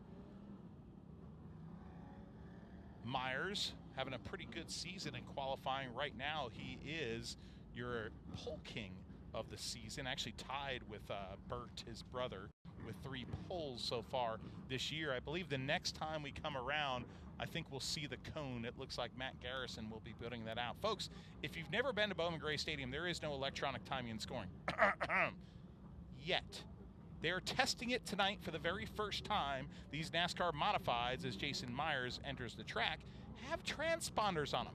Not official, it's just a test tonight, but we are assuming that next week will be the first time ever that the modifieds are not hand-scored, primarily hand-scored at Bowman Gray Stadium. Folks, the choose cone, if you're new to Bowman Gray Stadium, is exciting, okay? Because the leader gets to choose when the cone gets out, if he wants the inside or the outside, and subsequent positions behind get to choose as well. Double file restarts are electric here at the Madhouse. I have to believe that Tim Brown is going to take the outside, and it is very anathema to who he is, I know. He is a bottom feeder, very much in the Harvick mold as much as anybody in this division. But it'll be counting cars to determine that. Yeah, but here's the thing that I see. I see Burt Myers up in 6th and Tim back in 11th, and unless you feel like the outside's going to be a spot where you get stuck and or you end up in trouble, this feels like a moment where you could jump to the outside, at least get a few positions, and then come back to the inside when it really matters. We'll see whether or not the strategists are in agreement with that line of thinking or not. Meanwhile, Randy Butner will go to the top line. Slate Myers is going to go high. Burt Myers is going to go up top. Danny Bone will go up top and start effectively 8th. Now, Tim Brown is counting cars right there. Bottom line, they are counting cars, and he goes to the top because there was really a disadvantage if you had went to the bottom there behind Beeson. So no harm, no foul for the 83. Of course, you don't want to start up top. It's not the preferred way around. He's got a rookie right in front of him, too. That could work to his detriment, maybe. But the 82 of Lawson is much improved this season. We come back to green. It will be lap 25 when we trip the line. Truel, Butner, green flag back out here at the Madhouse. Clean restart for the race leaders. Riley Neal will have the opportunity to try and get to the bottom. Butner didn't get the greatest of runs. Got a decent run on the backstretch, but not enough to keep Riley Neal at bay from the inside. So the real deal works his way into the second position there underneath Butner. Slate Myers with a big dive in front of Trey Hutchins to get down to the bottom and try and follow suit as Riley Neal completes the pass for second. It's a train of youth on the bottom. Choo-choo, the veteran on the top, goes to the rear here. Now back to fourth. Butner hanging on, one of the great veterans at Bowman Gray Stadium, doing it the hard way on the outside, and now he has the points leader. Burt Myers to the back bumper of his number 5. Myers hanging on the top. Welcome the number 57 of Danny Bone to the conversation. Trey Hutchins on the bottom right now, the number 5. He gets the spot as we dance into the north turn. Here comes Bone to the inside, trying to fill the hole. Danny Bone now looking to the inside of Randy Butner. This has helped out Tim Brown a lot. He's working his way to the inside of one of the Fleming machines. He's not too far back of this now. Bone to the inside, Burt to the inside. Jeremy Gerstner would be next in line if Burt can complete the pass. And now, finally, Randy Butner is going to get down back into line, but not before he slides back into 7th. That was tough for Butner. That's what the risk is when you choose the top. It can bite you. It can be a huge advantage, or it can bite you, just like double points night. Now, what I'm keeping my eye on as this race starts to develop in the plot points that always do unfold here, as we look at Tim Brown's Hayes Jewelers machine with Chris Fleming going for the bonus right in front of him, I would like to think about the fact that we have 4 real youngsters at the front of this field. Ethan Truel looking for his first ever win in the lead of a 100-lapper here at Bowman Gray. Riley Neal looking for his first win in 2nd position. Young Slate Myers, already a 2-time winner this year, starting to knock on the back door of Neal. And Trey Hutchins right behind him, looking for his first stadium win with his great family legacy here at the Madhouse. The battle's going to develop for 2nd here more often than not. There's battle further developing behind. Chris Fleming working to the inside, might be able to make a move with Tim Brown in tow. But Slate Myers putting a ton of pressure on Riley Neal. Now we'll slide back to this battle here. There's Fleming to the inside, and now Tim Brown working to the bottom line as well, trying to make their way up the standings around the rookie Mason Lawson. Tim Brown will go to 10th with this move. Chris Fleming up to the 9th spot. 5 more spots for the black number 16 until he moves into bonus territory there for the fans' challenge. Here comes Brian Lofton, used to saying John Holloman.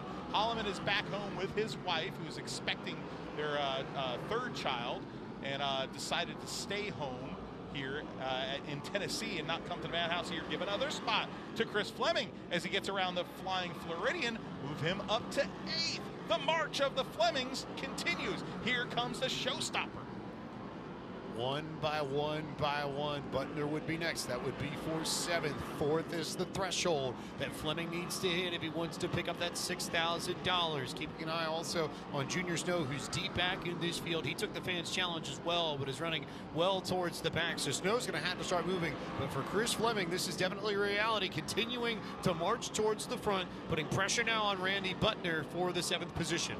Chris Fleming came into this week, he came into 2 weeks ago before we got rained out, with confidence.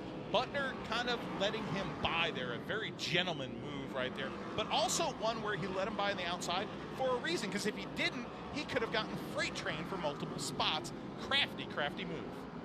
So Gerstner and Butner going to be a fight for position. Yeah, there's contact from Jeremy Gerstner to send Butner up the racetrack. Tim Brown also in tow, but the yellow flag is out once again. Butner was not happy with Gerstner. A little bit of contact there as they slowed down. He didn't appreciate that. No, he did not. I mean, the bottom line is, you know, Randy Butner is one of the cleaner race car drivers out here, and he just didn't appreciate the chrome horn in turn 3 and 4. That kicked up some dirt onto the racetrack that they're planning on cleaning up. Let's take a quick break on Flow Racing. We'll be back 43 laps into the 100.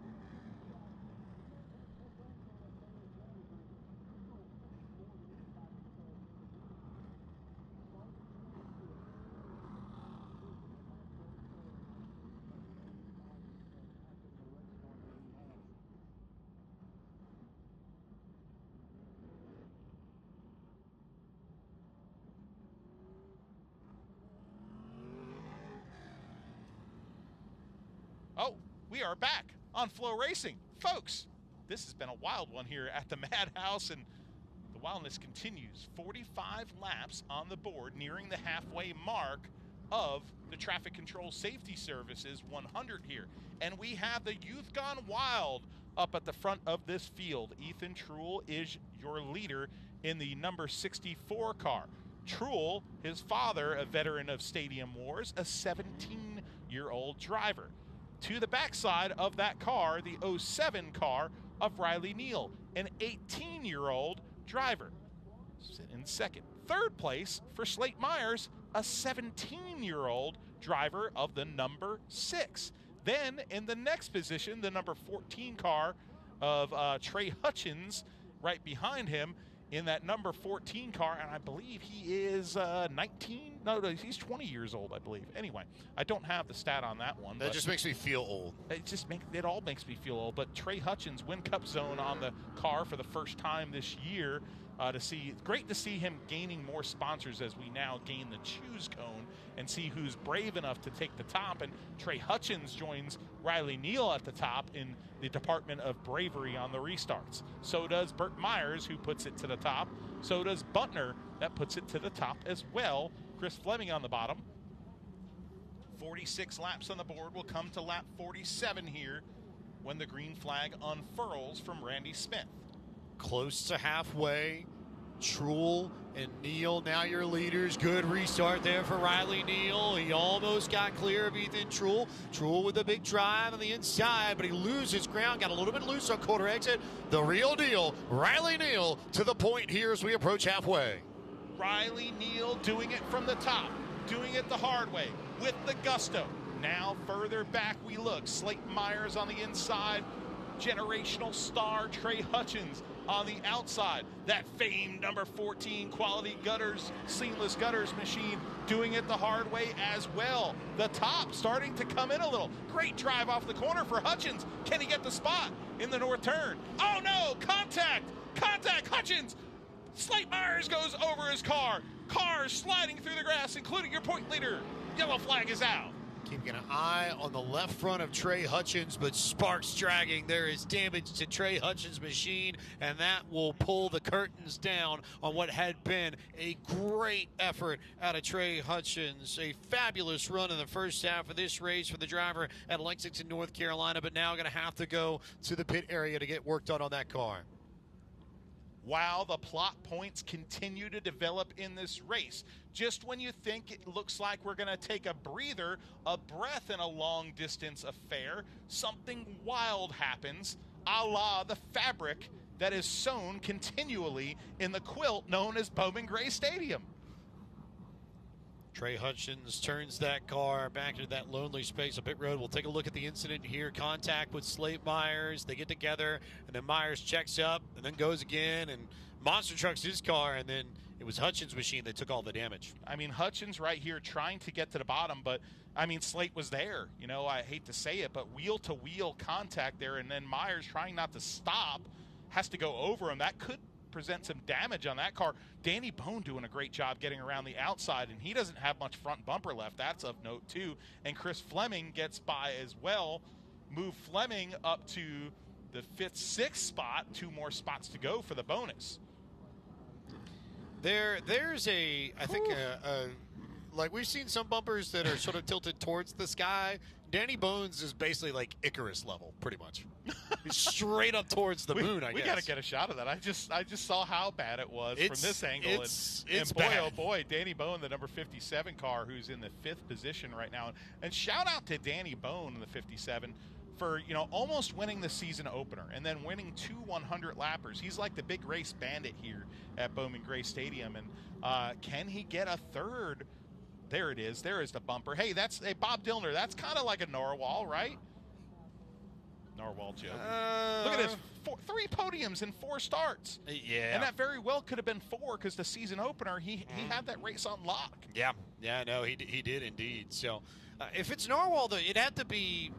Had to be a singular point. Right. Some screws on one side would have to be loose and would have to point forward. Yeah. It's got to be like a horn.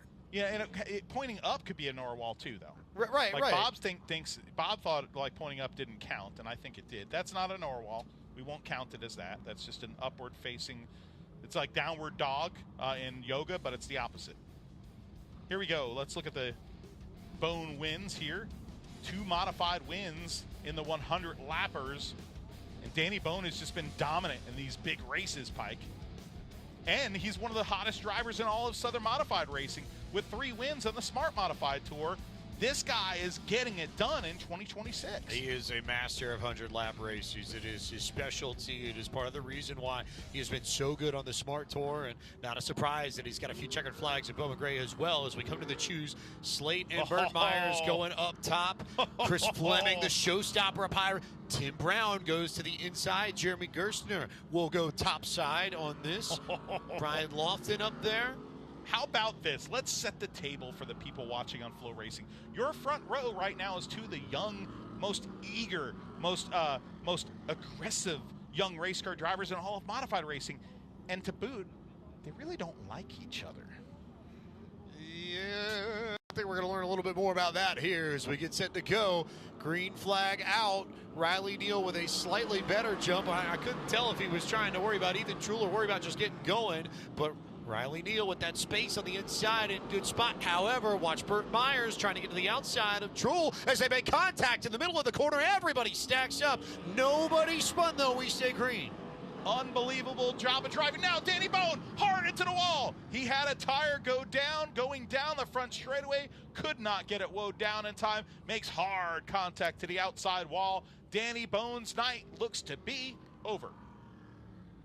NC811.org caution out once again on lap 56 for Danny Bone, one of the fastest drivers in these 100 lappers, with an unfortunate end prematurely to his bid to get a 3rd win in 2026. Most likely they'll have to at least bring that car back to the pit area to try and repair the damage. You see the sparks dragging underneath that machine as he works his way towards the entry of the pit area at the top end of the north turn. And now you've got one less car up front, space for, if anybody, Tim Brown might be the biggest beneficiary of this. Yeah, I mean, that was a wild one, what happened there.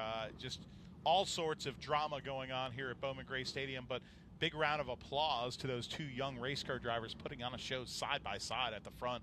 Respectful racing between 2 drivers that were starting to really develop a rivalry between each other. But that was absolute respect from the driver on the inside there. Let's just call it out. Riley Neal right there could have really crowded the 6 car up, and he drove so clean. Look at it right there. But let's see what happened behind him. Burt Myers and Truel having contact, and that contact basically forced the big issue behind them all. And there is Bone going into the wall. He tried to square up the car, so it kind of hit not too hard in the right front, but I think that he hit hard enough where it might be lights out for him. Here's the thing. You can square it up as much as you want. You can try and get it pinned up as close to the wall as much as you can to prevent the extent of damage, but you're still going to get damage. There's no way to get around that. If you hit the fence here, you're going to hit the right front. You're almost certainly going to have to go into the pit area and get the car worked on. Well, let's look at some of the damage on the 6 car here as it comes by of the 2nd place guy, Slate Myers. He has damage on the nose, but it looks like the wheels are straight. And in a modified and open wheel race car, in any race car, in matter of fact, the cosmetic damage, yeah, it matters, but I think the 6 is all right because it looks like both of those wheels are pointed without being towed in or towed out. Choice Tire and Automotive on the roof of that car. Citrus Safe, of course, the Bryson Brothers Aerial Solutions as well. The Ben Gable Enterprises car has really shocked the Bowman Gray Stadium crowd by winning a 25 lapper, by winning a 50 lapper. Can he win a 100 lapper tonight? Is this the year that we look back on and say that Slate Myers really comes into his own as a driver in the Brad's Golf Cars Modified Series? A 100-lapper win would go a long way to taking your claim, because at that point, it's just the 150 to end the season and the 200 to start the season. You've won everything else sort of already. All within 1 year. Very, very impressive. Keeping an eye here, I suspect we're going to be close to our 2 and choose. I think the next time by we will choose. But folks, through all that mess, through all that melee of losing our 5th place driver, the 57, guess who has entered the top 5?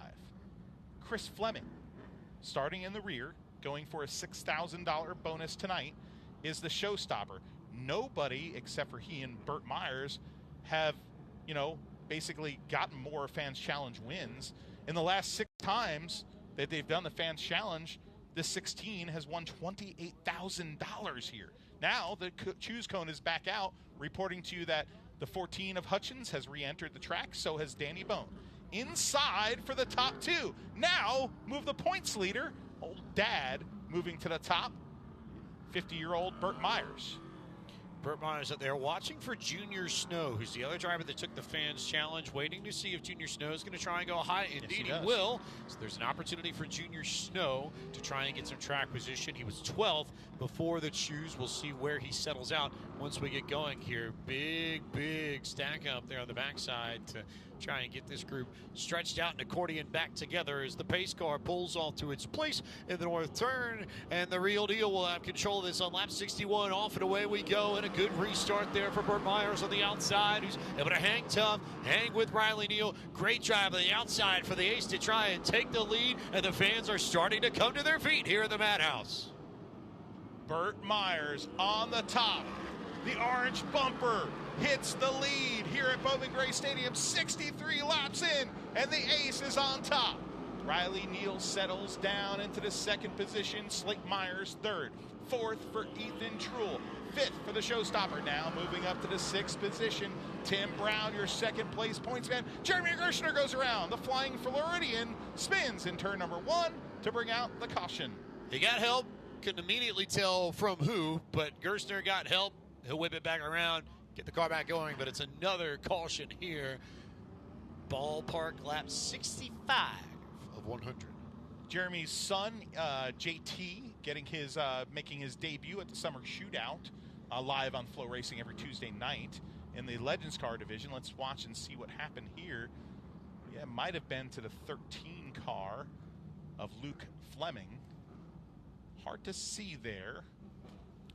Maybe the 99 of Jordan, perhaps. Oh, yeah. It's hard to tell between those Fleming cars, the Crab Smith machines. But I think I'm about to say I think Gerstner pulling up there, trying to make the point, would indicate where his displeasure is aimed towards. Yeah. Oh. A little contact. A little there. Contact right there. The 55 not too happy with Jordan Fleming. Jordan Fleming, very fast, showing a lot of speed this year. Just doesn't have the results really to show for that speed, for that drive that young racer has had. There is the 55 who drives all the way up from Florida every week to race. And, he hasn't raced every week here, but, for years he did. And now he comes up for the big shows.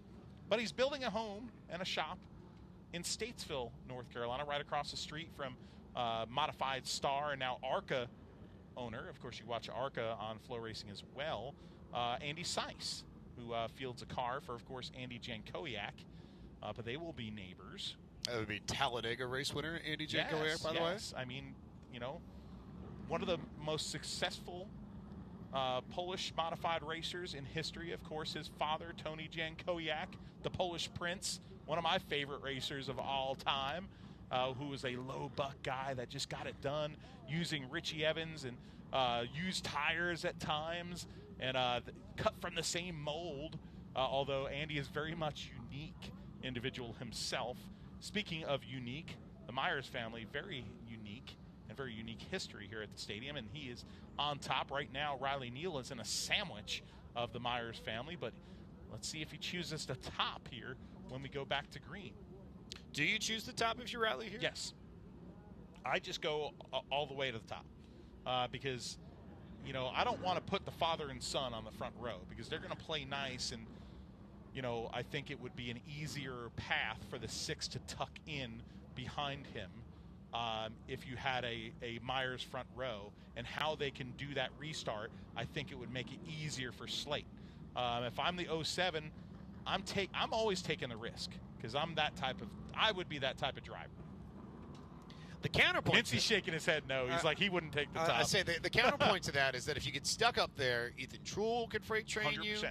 Chris Fleming can freight train you and work his way into the top 4. Tim Brown's right there as well, so maybe they could game it. But would you rather ifs and buts? Would you rather be assured of 3rd, or would you rather try and go over the race lead, knowing that if you don't get the race lead. You could go back a lot. Well, here's our answer. No. Oh, the last-minute fake, and here comes Slate to the top. Oh, I love this. Tim Brown goes to the high line. There's your story right there.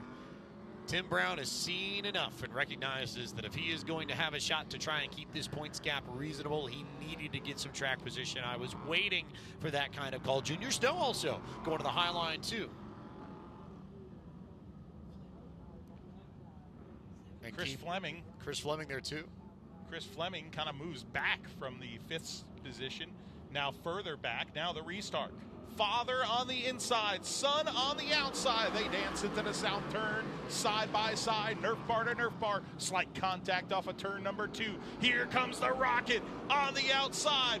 Now he peeks to the outside of Slate. Here comes Tim Brown, shot out of the cannon. Riley Neal got caught up in the corner. That gave Tim Brown 3rd. So if you wanted your popcorn moment, Tim Brown versus Burt and Slate Myers. I don't know if you could draw it up any more dramatic than that with 30 laps to go. The modifieds are thrilling the fans here at Bowman Gray Stadium and thrilling you on Flow Racing. And folks, we ain't seen nothing yet. Almost 25 to go. Coming to lap, Tony Jankowiak, 73 now on the scoreboard. Burt Myers is your leader. Slate Myers in 2nd. Tim Brown in 3rd. Real Deal, Riley Neal in 4th. Truel in 5th.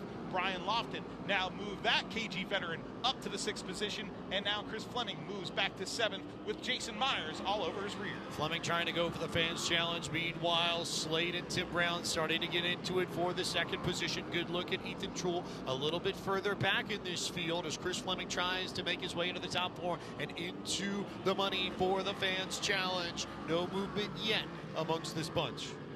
Chris Fleming went into that choose 5th. He left that choose on the bottom of the 3rd row, 4th row, excuse me. And that right there is what's so dicey about those choose cone restarts. And you see the 16 now getting underneath. Brian Lofton taking another spot. Lofton, will you lose a spot to the working man? Now, will he lose another spot to Jordan Fleming? Fleming got a little bit loose, clipped the curb coming out of the corner. Didn't quite have the run that he wanted to get the track position. The top 5 have spread themselves out. The best battle, honestly, is now Jason Myers and Chris Fleming, which you see on your screen. That currently for the 6th position on the racetrack, working our way to 20 laps to go in the Traffic Control Safety Services 100.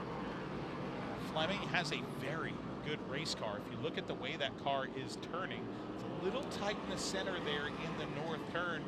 I'll tell you what, the 4 car had speed in qualifying, and that car is really, really coming to life here in the late stages of this 100 lapper. Continuing to see the top 5 hold that gap. Fleming hasn't really been able to close in on Ethan Truel the way that he'd like. He's getting all the pressure that Dillner just talked about from the working man. Jason Myers, 80 laps up on the board here at Bowman Gray. 20 laps to go, and Burt Myers in control of this 100-lap feature. Burt Myers has it comfy because he's got his son behind him too and a little bit of separation.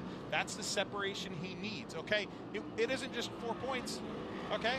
It isn't. It's double points tonight. That's even more. That's huge pad. That's insulation between them if there's no yellow flag here. What risk do you want to take if you're Tim Brown to try and get that extra point or 2? Does it matter all that much? Do you feel like that you need every single last little point? If you try and move Slate Myers out of the way, what sort of repercussions would come off the back of that if that happened? All the things that if you're Tim Brown, you're considering, oh, by the way, you're having to manage this 600-plus horsepower beast around a quarter mile that has no banking. And then think about all that sort of stuff in real time. Well, I guess we're going to find out. 85 laps. Click on the board. If there's a yellow flag from now to 5 to go, we'll see double file choose cone restart. Well, if they restart by then. If under 5 to go, they go to single file restarts. Right now, the number 1, Burt Myers, is thinking to himself, man, let's just get to lap 95. We get to lap 95, Dillner. We got this thing on lock. Didn't realize you had that kind of Burt Myers impression in your locker. But as it stands, here's the thing, Burt Myers, though, as we approach 10 laps to go, he's got lap traffic in front of him. That will change the math if he catches them. and some light lap traffic in front of him that's been a little dicey. And, you know, the Danny Probst machine and the Mayberry Bullet, John Smith and Jeremy Gerstner and Lawson and Trey Hutchins have been having a little bit of bumper tag just north of the number 1 car right now as he pulls out to about a 7-car length advantage. Now, yellow flag is out. 89 laps on the board, depending on how many caution laps. We could see just one more double file restart. That's a huge break for Burt Myers because now he won't have to worry about the lap traffic. It'll be out of his way. They probably won't catch him. Yeah, but it's double. It could be double file, so that's not. I mean, right now he's probably going, "Oh, darn it, this is bad." But Chris Fleming's the one right now that is probably going, "Oh yeah, baby, if we get a double file restart, I could get back into the conversation." So take a look here at our Hudson Auto Works replay. Chris Fleming just about lost it there in the corner. Solid dirt track drift to make sure that he didn't lose it. Well, he started his career at the dirt track at Friendship Speedway.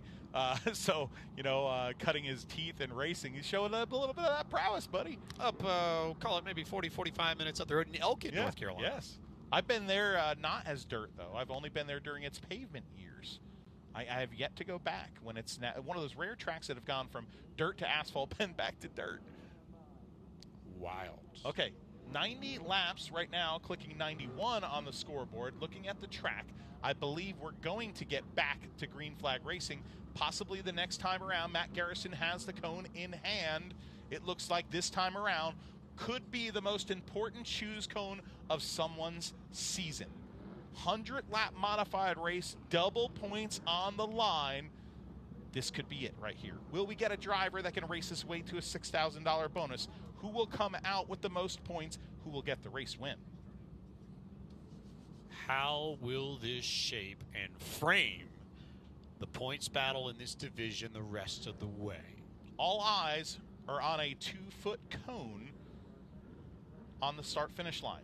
Myers to the inside, Myers to the outside. Tim Brown to the inside, the real deal to the outside. Truel to the inside, Fleming going to the top, saying, I'm going for the gusto. It's going to be a wild one. We'll come back to green on lap 93 with 7 quarter-mile trips around Bowman's Gray Stadium to figure out who will be the winner.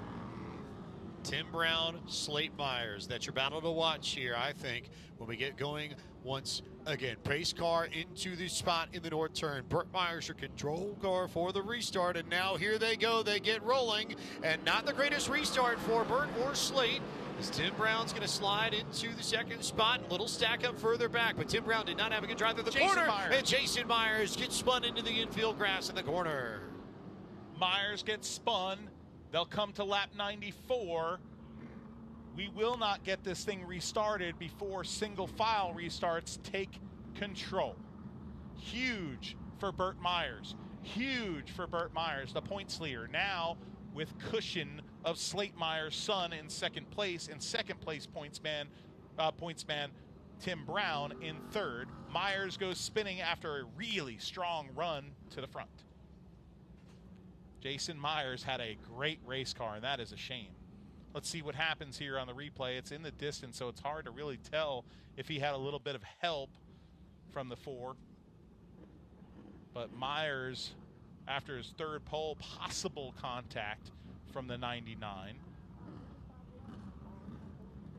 Jordan Fleming, the other car potentially involved in that. Now, if you're Tim Brown, you either have to force the issue or at this point, you almost just take the third and you limit the damage.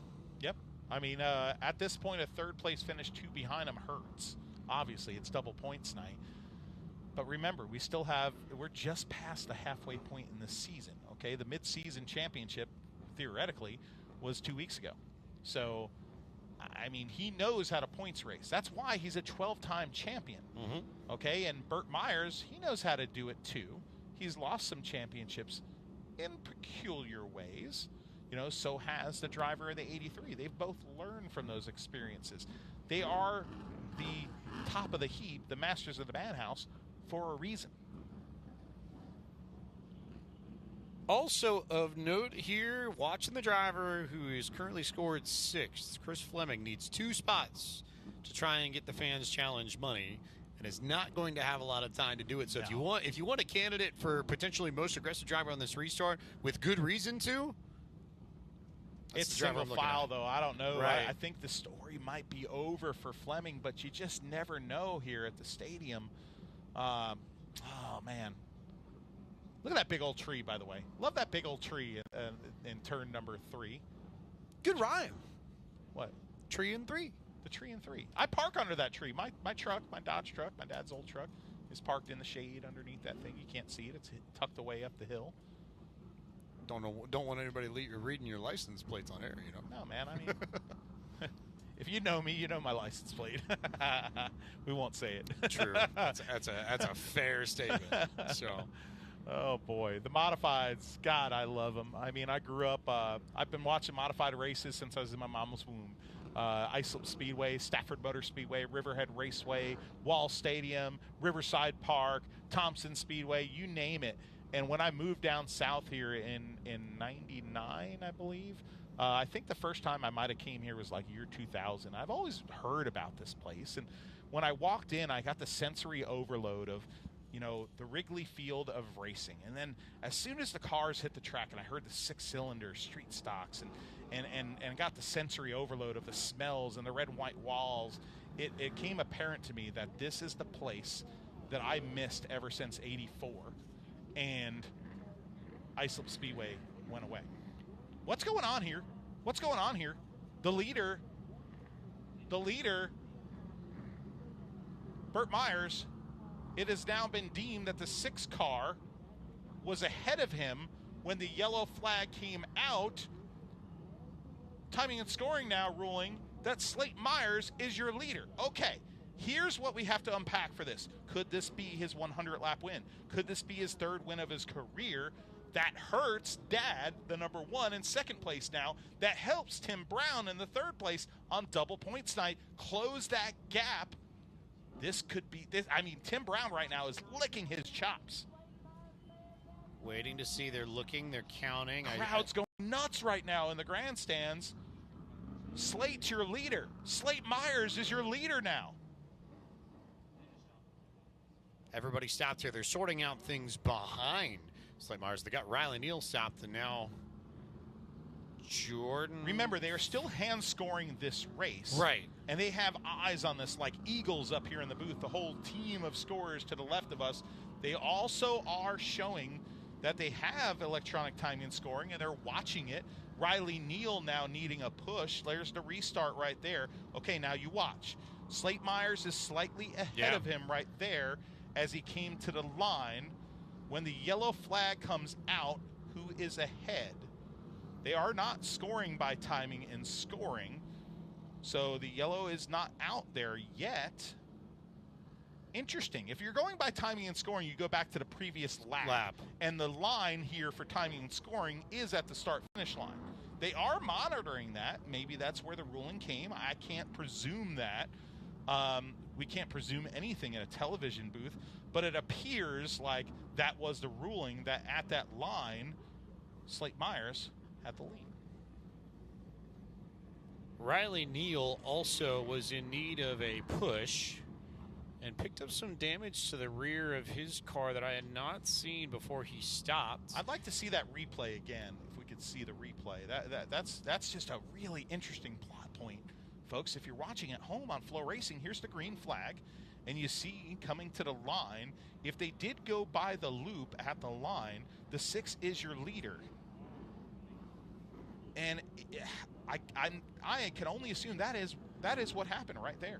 1 to go at the line. We're already into overtime, 101 laps on the board. When we go green, it will be 102. Your leader is now Slate Myers in the number 6. Green-white checker on tap for us here in this Traffic Control Safety Services 100. Pace car, lights are off. It will pull into its place in the middle of the north turn, and Slate Myers trying to pick up his first 100-lap win. Here we go. Green flag is out, and they are off and away. Slate Myers with a good gap ahead of his father, and Tim Brown right there in 3rd. Further on back, a tough restart for Riley Neal. problems continue on that 07 as now he falls further back. White flag is out. White flag is out. Slate Myers is your leader. Here comes dear old dad to the backside. Will he use that feigned orange bumper in the north turn? To the backside of Slate Myers' car. No! Slate Myers is a 100-lap winner at the stadium. Give it up for the youth gone wild. Coming of age is the driver of the number 6, his 3rd win of 2026. The 246 career win for the Myers family. He's won a 25-lapper. He's won a 50-lapper. He's now won a 100-lapper. Slate Myers starting to pick up all kinds of checkered flags here at the Madhouse. You can hear the crowd from up here in our position in the tower, and Slate is going to burn it down around this famed quarter mile in celebration of his first 100-lap win. Second place to his dad. Big points ramifications there because it's not too bad for Tim Brown, who finished 3rd. 4th place finish, strong run, I believe his best finish of the season for Ethan Truel. 5th place, 1 spot away from the bonus for the showstopper, Chris Fleming. A valiant effort by the driver of the 16 on a night where all 4 Flemings started this race. But hey, we talk about the Fleming family, we also talk a lot about this family. One of the great families of stadium history. Slate Myers pulls it into victory lane. He's gonna climb out a 100-lap winner at historic Bowman Gray Stadium. Let's go down trackside now to Randy Pulliam. Bryson Brothers, Aerial Solutions, Idea, of Central North Carolina, at car number 6 for the 3rd time, brings it to victory lane.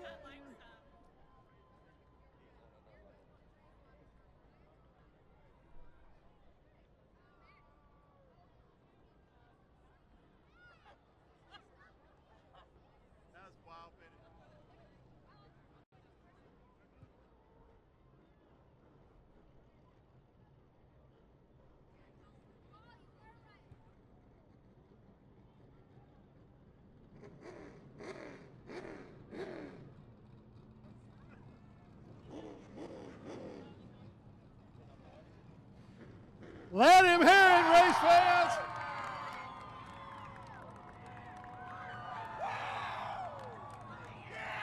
Slate Myers gets him some of that Slate Racing Fuel S&P lemonade. Slate.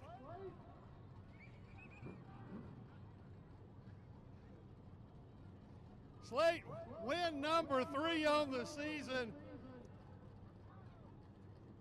You know, I heard your dad on the Orange Bumper podcast. You took a 25-lap win, check. Your next goal was a 50-lap win, check. 100-lap win was next, and I got to ask you something. What do you think about transponders? I don't know. I hate it for Dad. Honestly, I didn't want to get him back in front of him. I was trying everything in my power to let him go win. I know how hard we work on these race cars, so it just sucks for him, but it's awesome for me. So I can't thank everybody enough. Brick and Brass came on board this week. Ideacom. I know I'm missing a lot. Choice Tire and Automotive, S&P Lemonade. I said Choice Tire and Automotive. CitraSafe.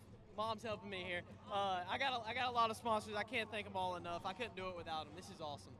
3 wins on the season. Congratulations to Slate Myers, winner of the traffic control.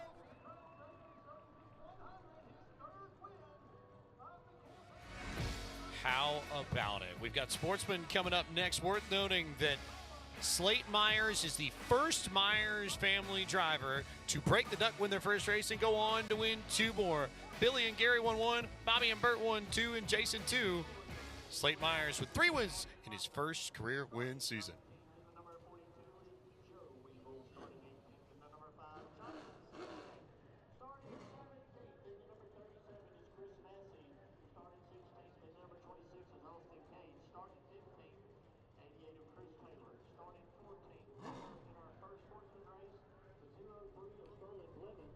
Starting 13th to number 21 of Tommy Neal. Starting 12th in the number 38 is Mitch Gale. Starting 11th, the number 12, Donkey Strong, Justin Taylor. And here's your top 10. Starting 10th, the number 55 of Zach Orr. And started 9th, your points leader in the number 98, Billy Gregg. Starting 8th in the number 28 is Nate Gregg. And starting 7th in the number 99 is Brian Sykes Jr. Starting 6th, the 0, Kurt Sheets. Your top 5. Starting 5th, the number 97 of Brian Sykes Sr. Starting 4th, the number 24 of A.J. Burness. And starting 3rd in the 07 is Kenneth Stetson. And it's been a long, long time since this man's raced with us here at the Madhouse. Starting on the outside of row number 2 is the number 18 is Kenny Boss. And on the point, in the squeaky clean home pros, number 15 is T. Dawson.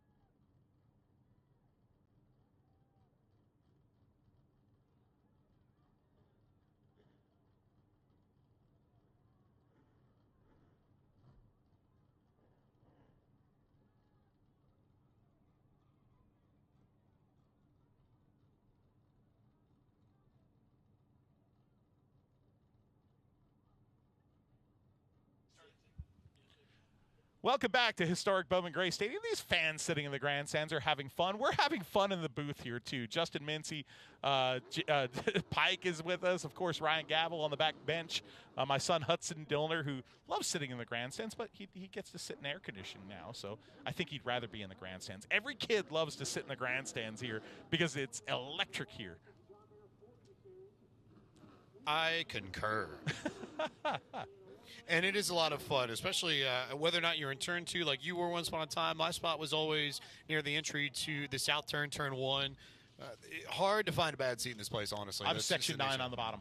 Section 9 on the bottom. 21 or 20, one of the 20, two. 20 or 21. I was section 9 on the bottom. There was, I had some good friends down there. So anyway, let's give you the starting lineup of this one.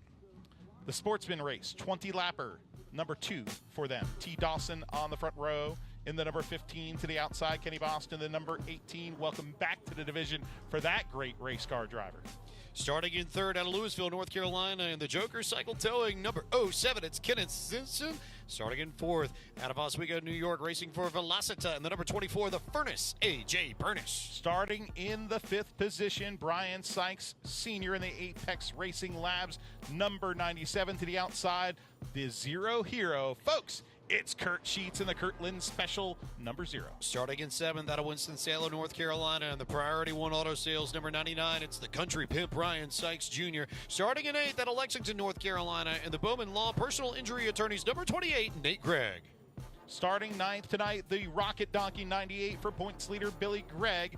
To the outside, a 5-time winner this year in the Jerry Johnson Motors, number 55, it's Zach Orr. Starting in 11th, the 51 Raceworks, number 12, out of Winston-Salem, North Carolina, Donkey Strong Justin Taylor. Starting in 12th in the A-Plus Auto Sales, number 38, out of Thomasville, North Carolina, Mitch Gales. Starting in lucky position 13, the Harkey Litigation 21 for Tommy Neal. To the outside, race winner of Twin 20 number 1 is the driver of the Emerald Isle Realty number 03, the Rockstar Sterling Plemons. Starting in 15th, the Napa of Stratford Road, number 88 out of Winston-Salem, North Carolina, it's Chris Taylor. And starting in 16th, the 26 machine out of Tobaccoville, North Carolina, Austin Cates. Starting in 17th, it is the Harbor Garage and Towing 37 of Chris Massey alongside Jonathan Simicek, and bringing out the rear of the field, it's the 42 of Joel Weevil.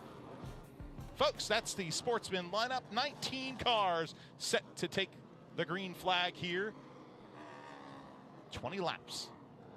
Kenny Boast on the outside. A great competitor here. The Boast with the most, perhaps. We'll see whether or not he can get the most out of this initial green flag. I like what you did For there. the law offices of John Barrow Sportsman Division, pace car pulls to its place in the infield, and Kenny Boast decided to go, and I don't know whether or not there was an issue for T. Dawson. They're going to call that restart back. Well, remember, the initial starts of races at Bowman Gray, the flag man starts to race. On subsequent restarts, the leader fires first in the restart zone. Little reminder there. We'll try this one more time. Pace car is in its place, so we're just waiting to see who reacts to the green flag first. Is it T. Dawson? Is it Kenny Boast? Is it somebody else? That's a cleaner restart. We're off and away and going. Kenny Boast immediately jumps from the high line and tried to get in front of T. Dawson. T. Dawson going to get shoved around and spun in front of the field. Dawson goes around. Oh, in the back. Points leader in some trouble. Tangle up there. Last race winner is spun, and he's in the wall. Sterling Plemons, the 99 of Brian Sykes Jr., got all sort of caught up there and almost took out Billy Gregg, the 98. But there is the rock star, your race 1 winner, spun around. What kind of damage does Sterling Plemons have, especially to the right front that was pinned up against, or rather the left front that was pinned up against the fence? Actually, not that much. Yeah, I think he's okay. Car seems okay. It was a bit of a sort of slower, lazy spin. They were already sort of checked out. There's a front bumper that is now nestled up against the fence, pretty much dead center. Well, maybe a little bit past dead center of the back straightaway. And I think that might be a fender piece off of the number 98 machine. Look at the Hudson Auto Works replay here and really see what happens. And you see T. Dawson get back in the throttle. The car's already yawed out sideways. Not any real contact there. And it looks like Dawson just got a little sideways on throttle. A lot of corner speed in the center of the corner that 15 was carrying. And the stack up a little bit further back, too.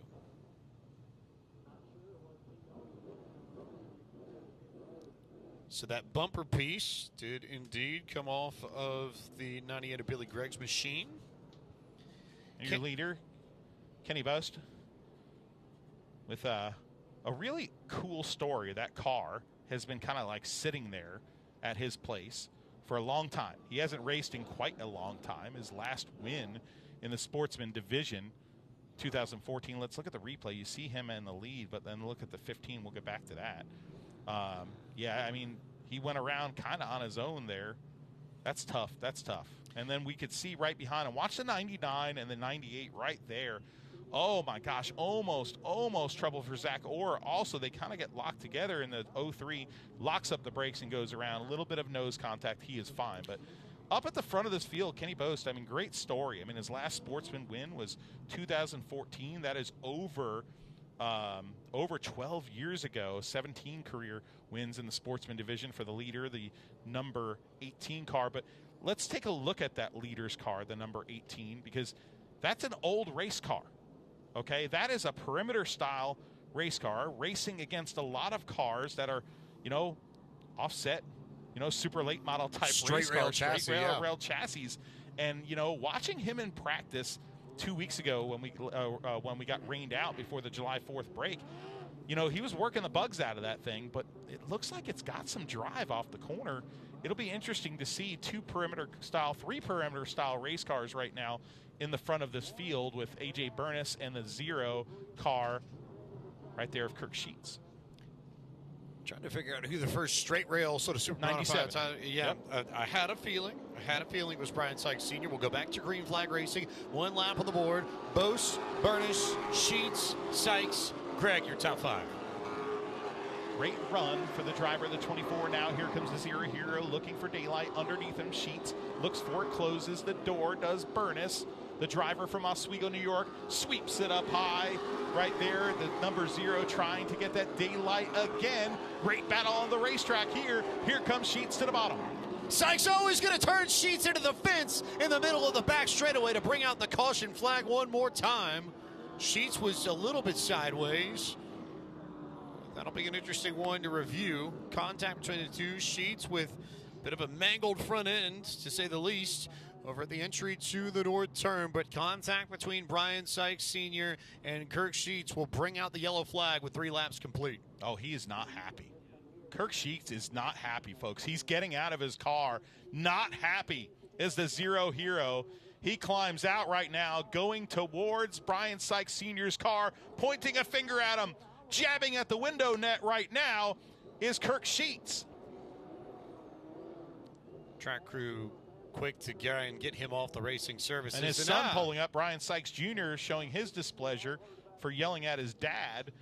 But, yeah, I mean, that's a tough one. If I was Kirk Sheets, regardless of if it was intentional or not, I would be fired up too, okay? Because from his point of view in a race car, he feels like he was just reared into the wall, which is a no-no in the code of ethics of racing.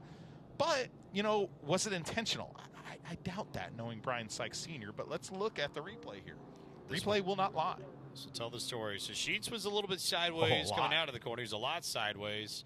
Now, that's not intentional. He hit him in the bumper. He didn't rear him. He hit him in the bumper, and it's tough. That's tough because Kirk Sheets is totally thinking he got put in the wall. But he was also completely sideways in the weight transferring on that car. The 97 did get into him. There's no doubt of that. That's fact. Definitely not intentional. I think the question here is, he's still mad.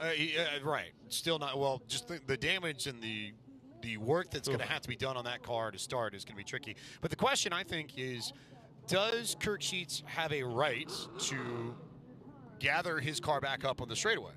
You know, is that something that he is entitled to, or is that something But at that point, if you lift off from Brian Sykes' point of view, we're taking the point of view, I am at least, of Kirk Sheets. Yeah. Now, if we take the point of view of the 97, if he lifts, he might get run over.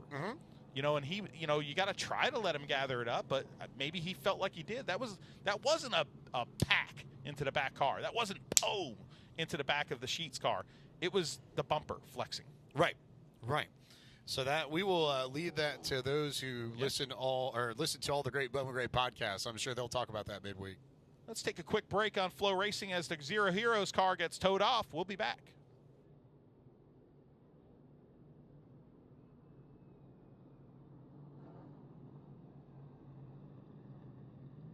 Well, I was fixing to say 10 laps complete. It's only 3 laps complete. Our signature safe cleaners track cleanup in that heavily damaged number 0 machine with 30 sheets off into pit road there. And maybe once again, that was a very ugly hit, but once again, I call that a racing incident when a car's lifting and the car's coming off. That's the end result. Kirk Sheets looked and said he was okay, so hopefully that is the case there. He walked off.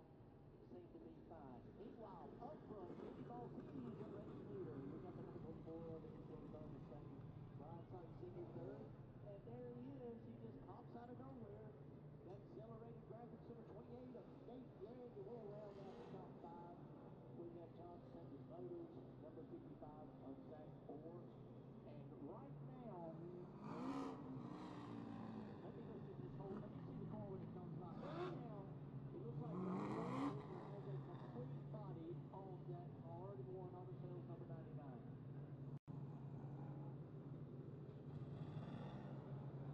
That's just speeds.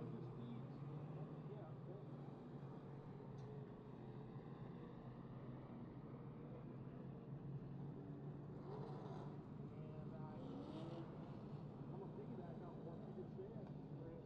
Yes, he does. Well, folks, there's a reason they call it the Madhouse, and we saw a little bit of madness there in Twin 20 number 2 for the Sportsman division. Now, Randy Smith signals that it's 1 to go till we go back to green. 3 laps into this one. A driver with 17 wins and making a comeback story. It's like Brewster Baker comes back to the dirt track, having Kenny come back to Bowman Gray Stadium.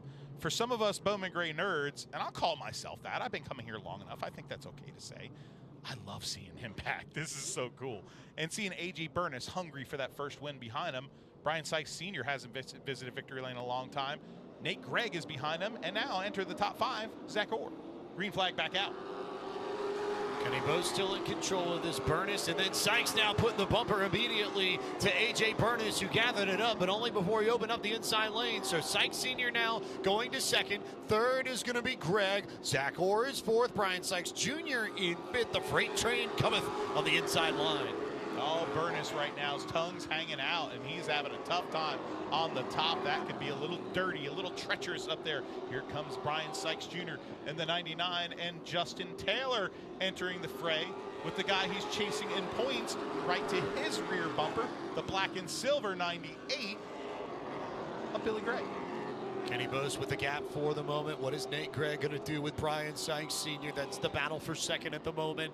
There's a little bit more of a gap for Zach Orr, for Brian Sykes Jr., even for Donkey Strong, Justin Taylor, and Billy Gregg. A little bit of smoke out of the rear of Sykes Jr.'s machine, but Sr., the one creating the bottleneck in second, as Kenny Bowes has been able to maintain that gap. Nate Gregg is not going to be patient for long. Both of those cars have speed in them, but hey, yellow flag is out, and we have the spin. Cates on the back straightaway.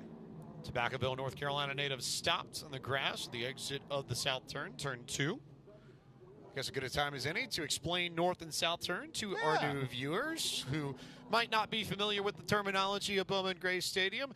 If you draw out the layout of Bowman Gray and you consider turns 1, 2, 3, 4, 1 and 2, as it stands, are the south turn. 3 and 4 are the north turn. That is because the track is geographically oriented from north to south. So you go to the south in 1 and 2, you go to the north in 3 and 4. Now, before they built this new press box that we stand in 2001, I believe, it was flip-flop. Yeah. Because the press box was where the back straightaway is now. That's where that press box we're seeing right there, the red one, the old school, that was the front stretch press box. And the start-finish line was over there on the east straightaway. So if you really want to get a little Bowman Gray nerdy, you know, the east gate, we call the famed gate on that side, the beautiful wooden sign that has the Bowman Gray etched into it. That's the main entrance, original main entrance, the east gate. So we call that the east straightaway. And they flipped it, and Justin Mincy just telling us 1955 is actually when they flipped it. Remember, too, the straightaways were a little different. They were a little bit more inset, narrower turns. It was very straight back then. Of course, no guardrails like it was now. We didn't even have Armco barriers back then. There was cable at the beginning of this place with railroad tie, like not even railroad tie. It was kind of like the round telephone poles that were stuck into the ground with cable here before more modern retaining walls. 7 laps in. History nerds, shut up, because we're green flag racing. Kenny Bowes with a decent jump again. How is Nate Gregg going to handle this with Brian Sykes Sr.? I think that's the question. Gregg had a faster car towards the end of that latest green flag run, but now they've got the opportunity to start pressuring Kenny Bowes for the race lead, who's putting on a good show so far. We're going to wait towards halfway here.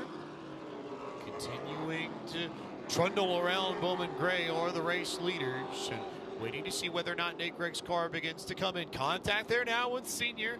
Ever so slight in the middle of the north turn. Zach Orr now starting to put pressure, so that may end up forcing the hand of Nate Gregg, and it sure did as Brian Sykes Sr. goes around.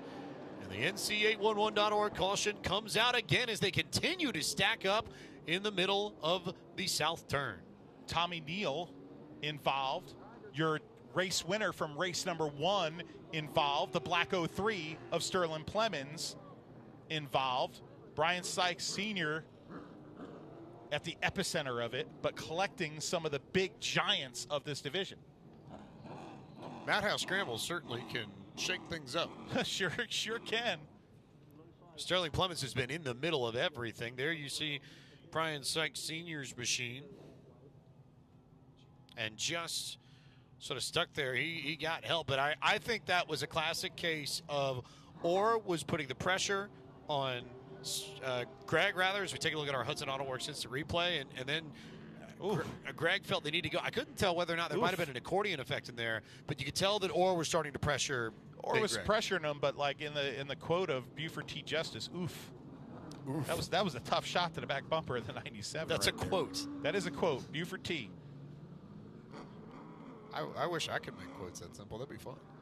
I mean, I don't know what the Texas County Mountie would say, but I'll tell you what, he sure as heck got into the back bumper of Brian Sykes Sr. And they are all good friends over there and almost a la teammates. Let's take a quick 30 here on Flow Racing, and we'll be back with the rest of this Sportsman race number 2, 10 laps to go.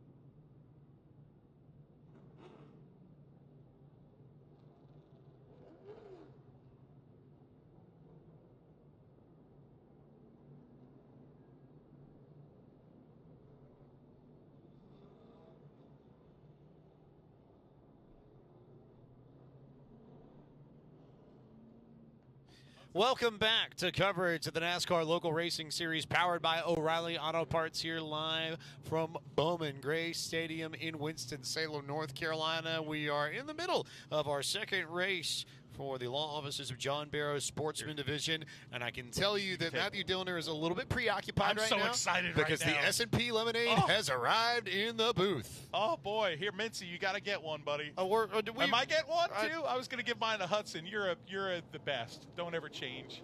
Oh, and he's even giving one to Ryan Gavel in the back. We're going to make S&P is going to go out of business because they're like providing so much lemonade here. We got to turn the lights to not flash so we don't kill the score people. But Seth from S&P Lemonade always taking care of the boys in the booth right here. They got a Flow Racing flavor. He's sweating right now, not to the oldies like Richard Simmons. He's sweating going up and down the stands, hawking lemonades to everybody. The man works for his business. He doesn't just sit there and count money at the end of the night. Folks, love it. Worth noting that next up on the Bowman Gray Stadium docket is the True Lion Federal Credit Union Night of Destruction, coming your way July 18th, 2 100 lappers in a row on July 25th and August 1st, and then Twin 50s and Twin 25s on the 8th and the 15th, and then the season finale, the Ag South Farm Credit 150 for the Brad's Golf Cars Modified. It's crazy to think that we are already not too far away from the end of the season here at Bowman Gray. It feels like it just started, but problems to worry about later as the pace car is off and Kenny Post has the ability to lead us back to green. And now Nate Gregg is starting to turn up the pressure. 20 laps in this, 10 laps on the board halfway, and Post got way high. And that's going to open up the opportunity for Nate Gregg to go to the inside and take the lead.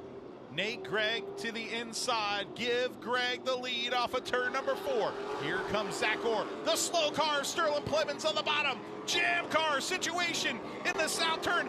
Everybody gets by. Yellow flag comes out. Wow. Well. Sterling Clemens, can he make it to the work area? He got back on the track, but man, that could have been disastrous for the winner of our first race there. Oh, that car's not quite going to turn. I don't think it's going to make it. It's not under power. It's going to need a push. You know what that means? It means we're going to go to break here on Flow Racing. Let's go to a break. You know, I like breaks because I could sip some S&P lemonade. Let's just do it for that. We'll be back, folks. We've got 8 laps to go in this one.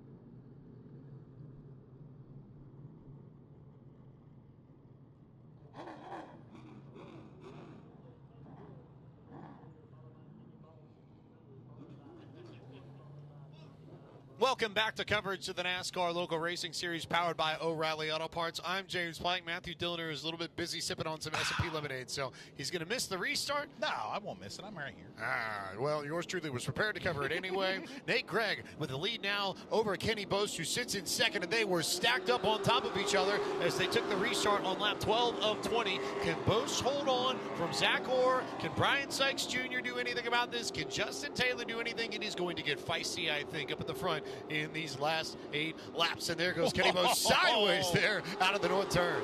What a drive, what a save. He closes the door on Orr in turn 1 and turn 2. Here comes Orr to the bottom. The drive for 5 is alive. If he can just get by this red car and seek daylight, he does so. Now the battle ensues behind him.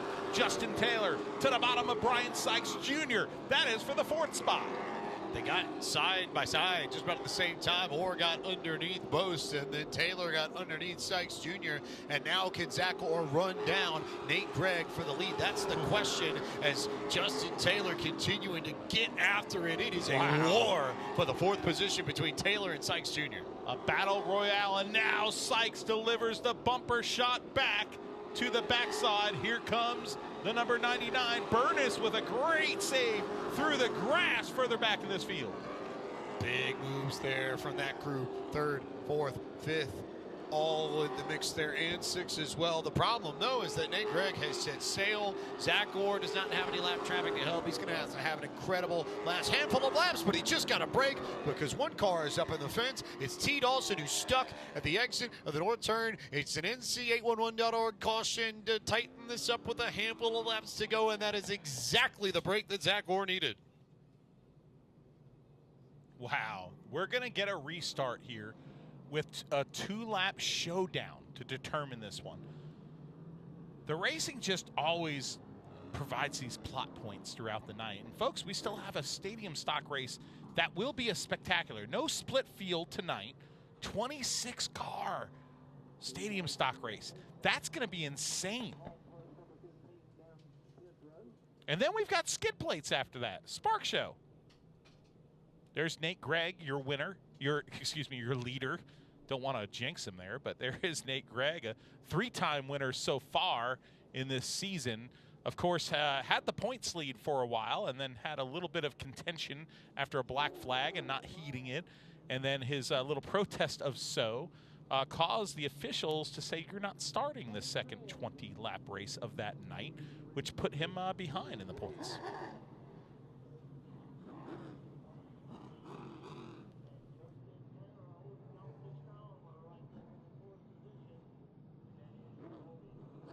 So, eyes up as we get ready to get after it here. 18 laps, pace car off. Gregg and Orr had that gap that he had to work through. He's going to be able to restart right on top of Nate Gregg and maybe, just maybe, steal this win in the closing laps. Oh, what a restart there from Zach Orr. Nate Gregg had to go immediately to the bottom to try and stop him, but there is no stopping Zach Orr, who got to the inside and is going to maybe complete this pass. Simochak stuck on the front straightaway. No yellow flag. Zach Orr fighting door to door as they take the white. One more trip around the famed quarter mile, and we're going to do it door to door, fender to fender, as Sykes Jr. spins off the back straightaway. The 2 leaders side by side. The crossover. Zach Orr wins 6 of 2026. Wow, what a finish. Zach Orr had to fight, and he got one of the best restarts you are going to see all season long at Bowman Gray, to get underneath Nate Gregg right as we started the final green flag run, and he made the most of the opportunity, got to the front, got to the point, took control from the inside, and it is 6 wins for Zach Orr in 2026. What a run. I love the sportsmanship there. We talk about some things at Bowman Gray Stadium all the time here, the contention, but you just saw 2 very talented race car drivers go door to door, fender to fender, and then congratulate each other at the end. So all you haters of Bowman Gray, kiss it, because that right there is sportsmanship in the sportsman division, the type of racing that doesn't get the attention here at Bowman Gray, but should.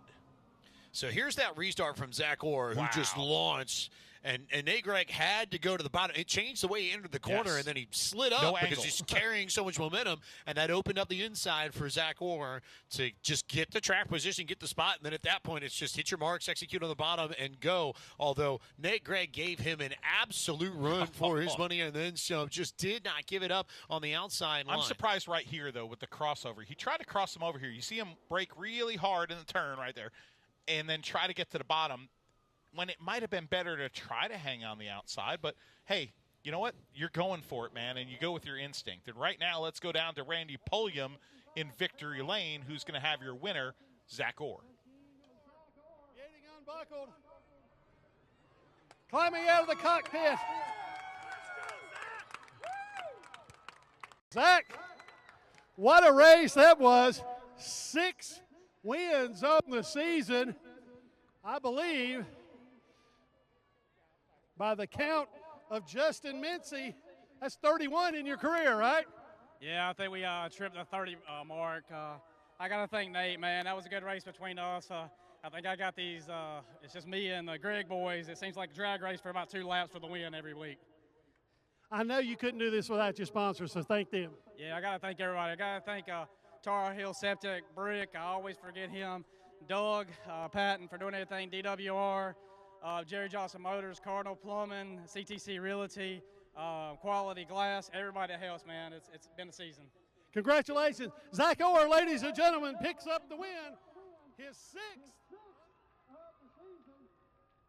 Zach Orr's 6th win of the season is his 31st career win at the stadium. That breaks the tie with Bill Wilder for 7th place all-time on the wins list in the law offices of John Barrow Sportsman Division. We've got more action coming your way for the Madhouse. Next up, it is the Stadium Stocks getting after the famed quarter mile. We'll be back with Q104.1 Stadium Stock action after this on Flow Racing.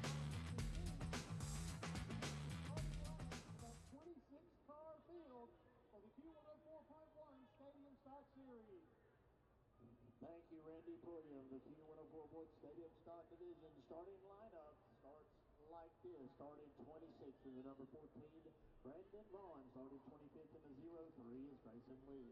Starting 24th in the 5 is Andre Chavez. Starting 23rd in the 01, Jacob Hayes. Starting 22nd in the 02 is Fuzzy Dinkles. Starting 21st in the number 24 is AJ Sanders. Starting 20th, the number 8 is David Andrews. Starting 19th, the number 95 is Levi Holmes. Starting 18th, the number 7 is Chris Allison. Starting 17th, in the number 83 is Michael Cates. Starting 16th, driving the number 2, Carson Reed. Starting 15th, driving the number 4 is Andrew Sanders. Starting 14th in the 43 is Brandon Brindle. Starting 13th, driving the number 81 is Chuck Wall. Starting 12th in the number 46 is Jason Garwood. Starting 11th, the number 51 of Andrew Cates. Starting 10th in the number 71 is James Allison. Starting 9th, driving the number 50 is David Rhodes. Starting 8th, the number 22 of Adam Scott Baker. Starting 7th, the points leader, tied with Chuck Wall, is the number 16 of Stephen Sanders. Starting 6th, the number 60 of Brad Michalowski. Starting 5th, the number 88 of Zach Taylor. And starting 4th, the number 27 of Austin Lee. Starting 3rd, the number 46 of Colton Brown. Starting 6th, in the number 18 is Billy Andrews. And starting from the point, P1 will be the number 44 of Blaze Sanders. Let me repeat myself. I don't know why they do this, but the number 27 is Cody Livengood. Austin Gates not done that far before. So, in the 4th position, starting 4th, the number 27 is Cody Livengood.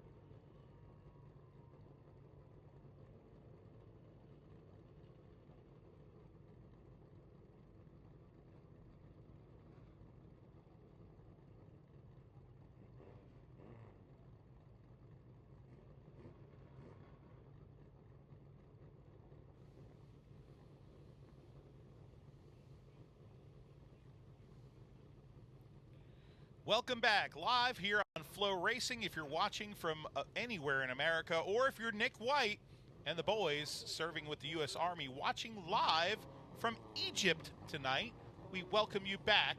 The Stadium Stocks have hit the track. 26 cars are set to do battle in this one. Quick starting lineup for you on the pole. In the Betty Straw 44, it's Blaze Sanders to the outside. The Coger Plumbing 18 14 for Billy Andrews. Starting in third, the 46 Sports Cycles car out of Ellerby, North Carolina. Colton Brown starting in fourth, the 27 Boyles Automotive car out of Tobaccoville, North Carolina. Austin Cates. Fifth place is the Little Donuts 88 for Zach Taylor alongside the Jones Floor and Windows 60 for Brad Michalowski. The 16 Clifton Plumbing car out of Moxville, North Carolina, driven by Steven Sanders, starts 7th. 8th on the grid, and the 22 Cook Electrical Solutions car out of Kernersville is Peanut Baker. David Rose in the number 50 tonight starts 9th, starting 10th.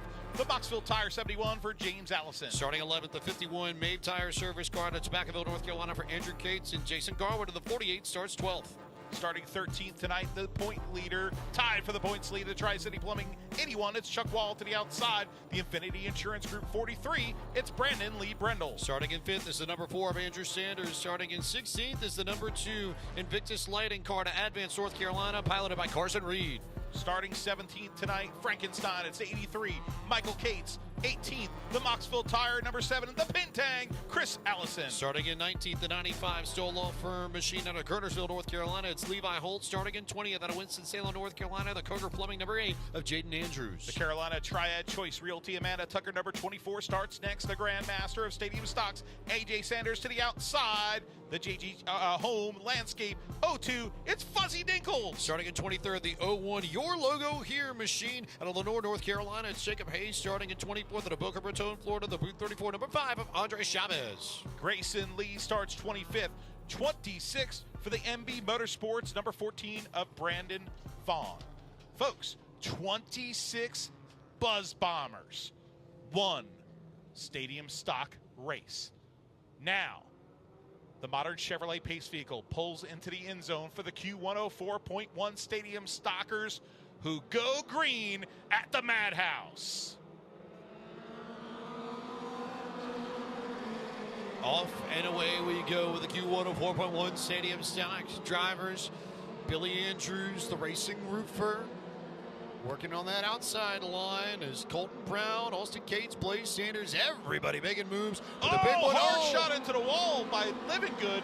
Just about. Biggest thing I see, though, Steven Sanders already up within the top 5. Chuck Wall trying to race his way forward, but buried in traffic a little bit. Wow. Unbelievable start to this one. Colton Brown now in the second position, but here comes Zach Taylor to the bottom. They just delivered cinnamon sugar to the booth, and now the Little Donuts car goes into the second position. Here comes the guy tied for the points lead. The white and pink 16 battles his way to the bottom, and now give 3 to the position 3 to Steven Sanders on double points night, and he's got a huge field of cars between he and the number 81 of Chuck Wall. Here comes the battle for the lead. Zach Taylor looking to the inside. Steven Sanders with a shot there on the bottom that screws up the battle for P1. Sanders trying to get to the inside here. Zach Taylor, is he going to have a choice? Is he going to be able to hang on to the spot? Looks to the inside, makes the move. Here comes Zach Taylor for Little Donuts to try and get the race lead. I've got a donut in my mouth, and right now, the Little Donut car takes the lead. But he has a mirror full of Sanders. Now it's Steven Sanders challenging to the back bumper of that car. Here comes the points leader to the back bumper of Taylor into the north turn. Steven Sanders puts the bumper to Zach Taylor. Isn't able to make the pass yet. Chuck Wall still fighting. He's right around the 11th position, as a matter of fact, and stuck there and has not been able to gain any sort of ground whatsoever. So this could be a massive night for Steven Sanders, especially if he can get one more spot. Zach Taylor trying to hang on, staying towards the top. Now here comes Steven Sanders back to the inside. Contact in the middle of the south turn. He's not made the move yet, but he's close. He's there. Taylor right now hanging on for dear life, trying to block the bottom. Sanders makes his own room with a slight nudge through the north turn. Here comes Steven Sanders to the bottom. Yellow flag is out. The number 51 of Cates is slowed on the back straightaway. Well. I got to tell you something. We were just about to show you the 81 of Chuck Wall. He's been in a hornet's nest back there in the 11th position. How about this? This is going to be so good, I think, with this bunch. And we will see how this shakes out, as we had a great battle between Zach Taylor and Steven Sanders before this yellow. And there is Chuck Wall. who I think after rescoring has gained a few spots. But there is Grayson Lee's car. Welcome back to the stadium for Grayson Lee, who started out the year with intentions of running every race, but he missed a race or two. You know why? For a good reason. Grayson Lee became a new dad. Sweet Emerson Jane Lee was born at 5 pounds, 5 ounces. What a cutie right there. So he missed a little time behind the wheel, but he gained being a dad, which is the greatest thing you could be in life. And he and Georgia Lee, his wife, his mom, doing great at home. And we love to welcome Emerson to the Bowman Gray Stadium family. Great news here. Guys like TJ Whaley having a baby recently, his family, and hey, another addition to the Bowman Gray Stadium family for Emerson. one more fan of the Madhouse. Always a great place to be. Let's take a look at what happened to bring us under caution. Feel-good moment to a not-so-good feel-good moment. But let's also look at this. What a battle there. Look at Chuck Wall. He's in a hornet's nest right there. The 81, the black and red machine. That's the guy tied for the points lead. And you see the set 27 wash up high there and slam the wall. So both Kate's cars were kind of involved in something in that caution flag. Of course, the number 51 car as well involved there. Small editorial correction that Rocket Hayes is not in the 01. It's Luke Smith that is driving that car. Oh, okay. Yeah, Rocket Hayes is typically not in that car. Rocket Hayes is typically in look at that, in the 0 car. That 01 car has been driven by Joel Stewart. That 01 car has also been driven by Chris Allison. Hey, let's I wonder if we could, I wish we could dial up a radio and talk to Chris Allison right now, the driver of the number 7 car on the back straightaway. We're going to 1 to go, though. That is the Pintang. There, he drove that car, the 01. The Pintang driver, Chris Allison, has driven a bunch of different race cars this year. But now back up front, we talk about the driver of the Little Donuts car. And we've got a big bucket here that just got delivered. Ryan Gavel is munching on him in the back, doing a great job back there. Cinnamon sugar, you can smell it everywhere. Yeah, I smelt it while we were doing the starting lineup, and I was like, wow. Also of note, that nugget on Luke Smith, courtesy of communications coordinator Peter Strada here at Bowman Gray, who's did an excellent job in his first season at the Madhouse. There's a big shove before we even get to the start-finish line, and Steven Sanders just straight up moves Zach Taylor out of the way, and is Brandon Lee Brindle going to repay the favor? He's going to get to the bottom and try and pin Sanders up high, and how does Zach Taylor handle this? Brendel to the bottom. He got it right there off of turn number 4. New leader to the start-finish line, Brandon Lee Brindle. Now here comes the crossover from Sanders. He can't get the traction through the south turn. Now trouble in the south turn. A spinner. Chris Allison also making a little contact at the outside wall. Colton Brown involved as well. All sorts of fun there. As Cates has got some fluid out the front, that's going to require Squeaky Brown and company to go lay the speedy dry down in the middle of the south turn. Oh, wow. Yeah, that's a lot of fluid coming out. There is the 60 car passing him, the white car. Brad Michalowski, who's been so close to winning this year as the driver of that number 60. But, he has that distinction tonight. We talked about Chris Allison. What do those two drivers have in common? Well, there's only 6 drivers so far this season that have all their finishes in the top 10. Burt Myers, now 13. Brad Lewis, Connor Keaton, now 9 each. The K-Train, I don't know if he did, but the K-Train, Kevin Gilbert in the street stock division. But in this division, Brad Michalowski, 8 races, 8 top 10 finishes. Chris Allison, driver of Pintang and other cars, 7 races, 7 top 10 finishes. An elite club here at Bowman Gray so far. Not a bad place to be, and especially in a division that can be as competitive and chaotic as this. I think that's people forget that in this division in particular, this is the one where you could make the runs from 15th to 5th if need be. There's the points. There is the points. Look at that. Tied for the points lead. Steven Sanders is your leader, and right now they've got some separation there, Pike, between them. Sanders in 2nd, Chuck Wall in 7th. Wow, that's big. Right. And Chuck Wall has only been he was about 10th once we sort of got going. I don't think that's where he started initially. He started in 13th and was able to make his way up to 10th. So he's gained 6 spots. That's a plus. But he still needs to gain a few more to not have this totally be all over the place and have a hole to climb out of, as we'll take a look at our Hudson Auto Works replay and see what happens with the most recent incident. Well, there's Colton Brown in the middle there, Levi Holt on the bottom, and Yahtzee. They did not know they were 3 wide until they didn't have time to figure out if they were 3 wide. That's a tough one right there. Tough one for everybody involved, but of course the most damage, the number 27. There's Eric Messer, man of many talents. Look at him. He's got the yellow flag now. Cameraman, he needs a little lesson on the technique there. That's kind of like a little flimsy wave right there by Eric. He couldn't get the gator started now twice this year, but at least he's handling the flag in an admirable way.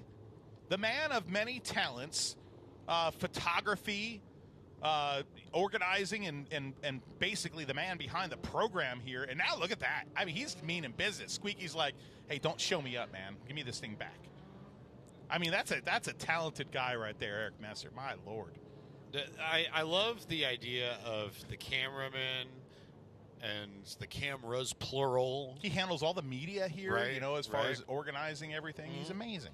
And while we're at it, just can't drive a gator. I want to take a moment to focus on Peter as well, because Peter's been really, really sharp and impressive. Great to work with here. People don't know, when you say Peter, people don't know who you're saying, but like Peter is up here in the booth. Peter Strada, yeah. Handles comms here at Bowman Gray. His first season in this. And damn you for getting away from picking on Messer. Come on, buddy. I'm just trying to give love to people who don't necessarily get the opportunity to get love because they're not seen. Did Messer pay you for that pivot? No.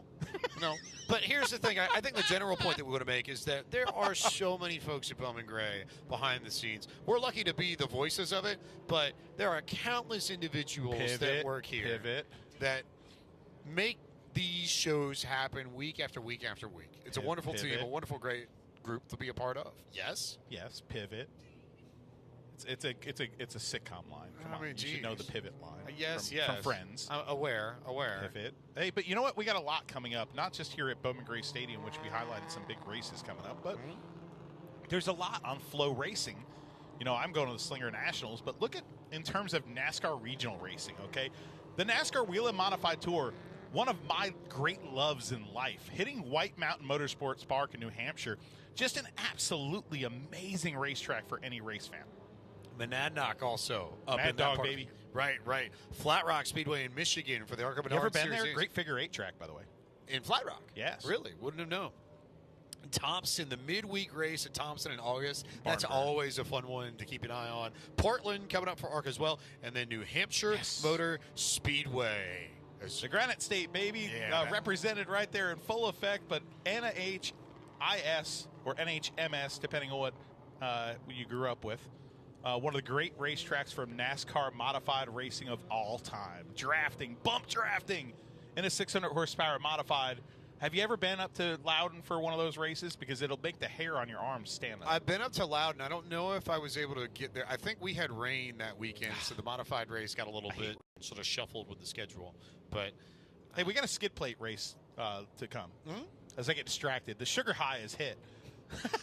The sugar high of S&P Lemonade. We're trying to keep this on the rails. We're not Ben necessarily Brown succeeding. giving me 2 sun drops, little donuts. My kid's back here in my hoodie. He looks like, like Kenny from South Park, only his little face is shown. And he already just downed a 20,000 ounce S&P Lemonade. The sugar high is for real, bro. I give him credit. He's got one eye on this race. He's got another eye on Argentina and Switzerland in the World Cup as well. There's a UFC fight going on in the background. There's racing. Lions, Tigers, Bears, donuts. Oh, my. Hey, there we are. Hey, guys, look at this. Elgin, here, you're going to see it. We've got our little donuts here in the booth. The bucket right here. Look, Ryan Gallow's up there. Let me get on camera while I eat a donut. I'm going to eat a donut. Glorious. And then you get to listen to me chew. Turn off. Hit mute, folks. Fire up the Facebook. Fire up the Facebook. Fire up the Twitter. They're going to be picking on me all week. Man. I pick on Eric Messer, and the world the world picks on me. It's okay. I love it. Stir the pot, baby. By the way, if you look at haven't this. seen a skid plate car, so this is how this works. They literally weld skid plates onto the back of these things. They're front-wheel drive, and you're just sort of hanging on the rear when you bring it around Bowman Gray Stadium. So basically, the skid plate creates a shower of sparks that you see behind the race cars as they slide around the quarter mile. It is absolutely awesome. we weren't here for the 4th of July, so appropriate that we have something that brings a little fireworks, right? A little bit, I was at Caraway for the 4th of Sparklers, July. says Justin Mincy. That's car that was sparklers. a one-liner there. Car for sparklers. Justin Mincy, I want to give him a shout-out up in here in the booth. The unofficial historian of Bowman Gray Stadium and a great friend of mine who I got to meet when I sat in Section 9 here. Every once in a while, we were on Twitter together, and we would say things to each other, and then we'd kind of nod at each other, wave at each other, and a few times I invited him to come sit with us, and he'd come hang out. And, years later now, through the great Bowman Gray Stadium, just like everything else in life, it develops great things. And it developed a wonderful friendship for all of us. They trust us to be up here, for better or for worse. I don't know why. As the pace car pulls off. Let's get back to racing here on lap 11 of 4 to go. 15. It's going to be fun between Sanders and Brendel and Zach Brown. Or Zach Taylor, rather. As we get ready to rock and roll here. Good restart for Brandon Lee Brendel, who's been able to gap Steven Sanders. Chuck Wall has managed to make it up right on the edge of the top 5. How big would that be to try and limit the damage? He's just going to try and work underneath Brad Michalowski. 3 laps to go, and Chuck Wall needs another spot. There's a reason why. Double points night, we highlighted it at the beginning. He's in a tie for the top of the point standings right now. Every position matters on double points night. And a spinner in the north turn, Carson Brown, who had rocker arm problems earlier in the day. His bad day continues. Carson Reed has looped it around, and it's another NC811.org caution here at Bowman Gray. And what kind of finish this is going to set up for these Q104.1 stadium stocks. This is going to be a blast. What a tough day for Carson Reed right there, and he's saying that he needs a push. They were heartbroken after working a few times on the engine of this car throughout the year, and this morning in morning practice, the thing came in not under power. The crew telling me that it was a rocker arm issue. That's just... He's had gremlins, let's just put it that way. And I'm not talking about gremlin modifieds. I'm talking about the little gremlins that cause bad luck. They say in racing, if you believe in luck. Folks, the yellow flag is out with, well, technically 1 lap to go. So we're going to probably see a green and white together because customarily we do that. I'll tell you the one person that's hurting the most from some of this is the 81 of Chuck Wall. It's going to be tough here to get by Brad Michalowski in front of him. The black and red number 81 now sits in the 6th position behind Michalowski, who's in 5th. Right now it's Brendel, Steven Sanders, Zach Taylor. Right now in the next position, Peanut Baker with a great run tonight in the number 22.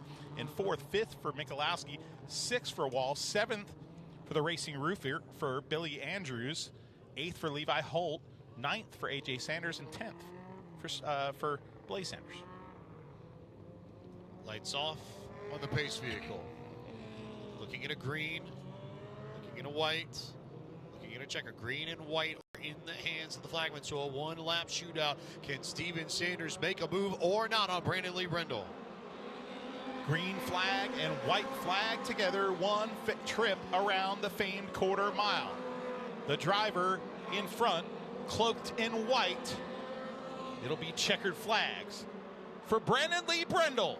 3rd win of the season for Scooter. It was super tight. I think Brad Michalowski was able to hang on at the line over Chuck Wall, if you're keeping track of the points. But no doubt about it, it's career win number 39 for Brandon Lee Brendel. A big win there for Brandon Lee Brendel, who had a great car all night. Once he got up to the front, there was no denying what he was going to do and where he was going to end.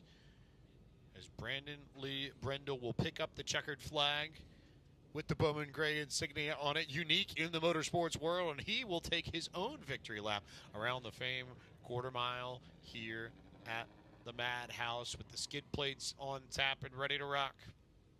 It ties David Adams, Gary Myers, Derek Schultz, and Chuck Wall, of all people, for 18th place on the all-time wins list. Believe in the Stadium Stack Division. Or outright, the all-time wins list. Fair enough. Great to see Brendan Lee Brendel bringing this car around, and big smile, big checkered flag right there. Third win of the season. New sponsor on the hood of that car with Tar Heel Septic. Longtime sponsor, Infinity Insurance Group on board, Velocita. So many people behind this effort, and this is a guy that felt like at the beginning of the season when Luke Smith was dominating that he wanted his place up top. And boy, oh boy, has he put a stamp on this season now. Let's go down to Randy Pulliam. Brandon Brendel picking up the win. Brandon, third win of the season, I believe, by Justin Mincy's calculations. Your 39th career win. Congratulations and welcome back to Victory Lane. First and foremost, Todd Barnhart, I can't thank him enough. We've had some bad luck with the car, but he got it right for us, and we found some stuff, and I can't thank him enough. And I want to thank Bad Brad with Velocita, Chad Chandler Home Improvement, Kendall G Engineering, Infinity Insurance Group, and Brick with Carolina Septic, Tar Heel Septic. Congratulations again. Brandon Brendel picks up his third win of the season in the Q104.1 Stadium Stock Series. Well, folks, lighten them up like the 4th of July. Spark time! Folks, when we come back, one of the great spectacles of Bowman Gray, the skid plate race. You'll be able to count down with me when we get the signal from Jimmy Brown to start.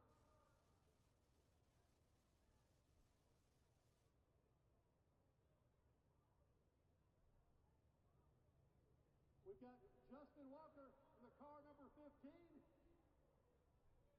Adam Moore, no stranger to these skid races, in car number 12.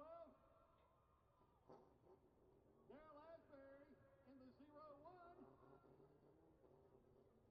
We've got Ronald Moser, also no stranger, in the car number 2. And we've got the U car, the 3 car, and I'm sorry there is no driver name listed on my starting lineup. I apologize for that. 5 laps. We'll get a signal from Jimmy Brown after the track is cleared. You'll be able to count down with me with a scoreboard countdown from 5.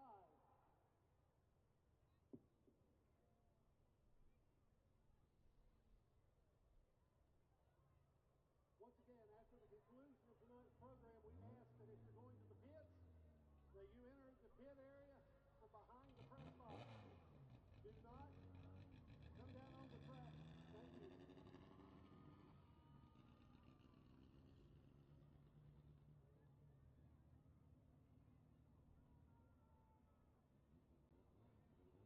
Welcome back to coverage of the NASCAR Local Racing Series powered by O'Reilly Auto Parts here at Bowman Gray Stadium in Winston-Salem, North Carolina. One more race in the cards for this evening, and it is skid plate racing. Time to spark them up, light them up. 5 cars in this field. Ronald Moser in the 2, Ricky Kimmel in the 3, Darrell Asbury in the 01, Adam Moore in the 12, and the 15 piloted this evening by Justin Walker. Those 5 going to get after it for, I believe, 10 laps, I think. Yeah. And I will say this. It's going to be interesting to see because we did have a lineup that said that Asbury was going to drive 2 cars tonight, which would be absolutely the wildest thing for this 5-lap race. I've never seen somebody drive 2 cars at once. Is it possible that we see history tonight? No. Green flag is out. Ronald Moser, who won the last time we were out, it was good to see him back in the specialty races, and he gets into the wall right at the start. Battle for the lead. Moser is just nosed into the wall. He might have hit it too hard. Now your leader goes for a loop-de-loop on the back straightaway. Now Mosier regains the lead. Here comes red, white, and blue. Adam Moore, a spin from the leader. Moore hits the brakes. Red, white, and blue. USA to the lead. Huge crash on the backstretch. Ginormous wreck. The 15 piles in. So Adam Moore now starting to figure this out. Maybe slowing down to go fast is the play here. As Moore now well in control. It gets way down on the binders going into the corner just to try and figure out where you need to be. Next in line is Asbury in the 0-1 with Justin Walker hot on his heels. Pretty good battle for second developing here. Oh, and then they both loop it around in the corner. And Moore has got this figured out pretty clearly. It's go fast down the straights, hit the binders hard going in the corner, and then get it going once again so you don't spin yourself out. That's the key here. Adam Moore, red, white, and blue. Gotta love it, baby. Yeah, look at this. The 15 car right now of Walker going through the turn, having him a good time. God bless America. Look at that. Oh, the car in front of him right now, putting on a show, the 3 car. He's just looping the donuts. And, yeah, that's not little donuts. Those are big donuts. Adam Moore. The kids love this. Very, very good. Very, very good in this. Won the last skid race of 2025. It's all-time winner. Trying to make it 2 out of 3 as well. Navigating the lap traffic there as Justin Walker spins in front of him. More this is a proper tiptoe through the tulips in a way that Tiny Tim would appreciate, I think, all the way over. He's just a master. You know, it takes a lot of technique, and you see how he slows the car down so the rear end doesn't go around on him. There's a mastery involved in this, and there's a little stalemate in the turn right there. A little bit of trouble there as Justin Walker loops it again. Ronald Mosier has got a really good view. He's backed into the wall on turn number 3. You see how Adam Moore slows that car down? 5-lap race here. We're roughly 2 to 3 laps into this one, to be technical. And I think the big thing for Adam Moore, it's get all your braking done before you get into the corner. That's the biggest thing that I'm seeing. There are a lot of these drivers that are braking on corner entry with the way that the rear ends slide around because, you truly have nothing to stop you back there. You have to get your braking done early, and I think in a straight line in order to be able to control the car through the corner. That was the most eloquent skid plate description I have ever heard, Mr. James Fish. Every race is a race here at Bowman Gray Stadium. Oh, man. Oh, no. Replace your divots. Don't do that. Oh, no. Look, they're giving the wave off. Can't do that, man. Come on. It's like a golf course. Don't be divoting up this famed quarter miles hollowed grounds, the infield of where they play football. Big drift there. How about that slide for Ricky Kimball? He almost had it controlled. And now he's just putting on a show, bro. Right. Now our leader just spun, by the way. Yeah. Adam Moore finally. Are we on the white flag yet? No, we have not hit the white flag. White flag this time by, I believe. That would make sense. I would the think. flag stands. That usually comes after 4, although there's a checkered flag in hand. So it may be the end of proceedings. Let's see. Here we go. From the mountains to the prairies to the oceans, white with foam. God bless America. Adam Moore wins. Skid plate win number 11 of his career. God bless. Moore, Look at that. Burn it down in front of the fans here. He doubles up. Plus on Corey Wyatt. Wyatt second on the all-time wins list with 5 more. Now up to 11 skid plate race wins in his Bowman Gray career. And he, too, will get the Bowman Gray checkered flag. Hey, like David Lee Roth once said, fire cracking like the 4th of July, baby. What a pull. I mean, DLR, baby.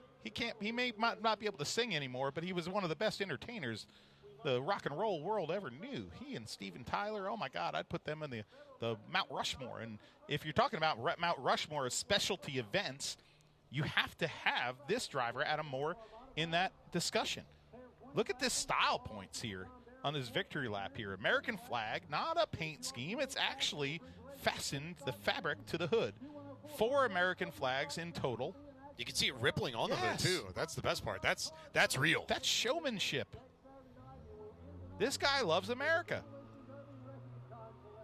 Going to let him hang it out. Going to do a show on the back straightaway as well for everybody. Remember, folks, if you want to see excitement here, okay? If you want to see some excitement, you need to come next week. Reliant Federal Credit Union Night of Destruction Bring the kids, monster trucks, great racing. Look at this, what you just seen here. All sorts of excitement here in the skid plate race. It got tight for a little bit. It got very tight there in a little bit. And a lot of cars went around. A lot of people struggled. But in the end, Adam Moore, untouchable, unstoppable.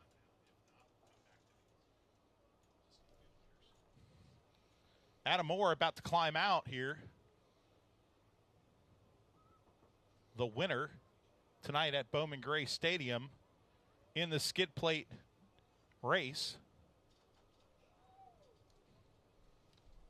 Here he comes. Adam Moore out of his car.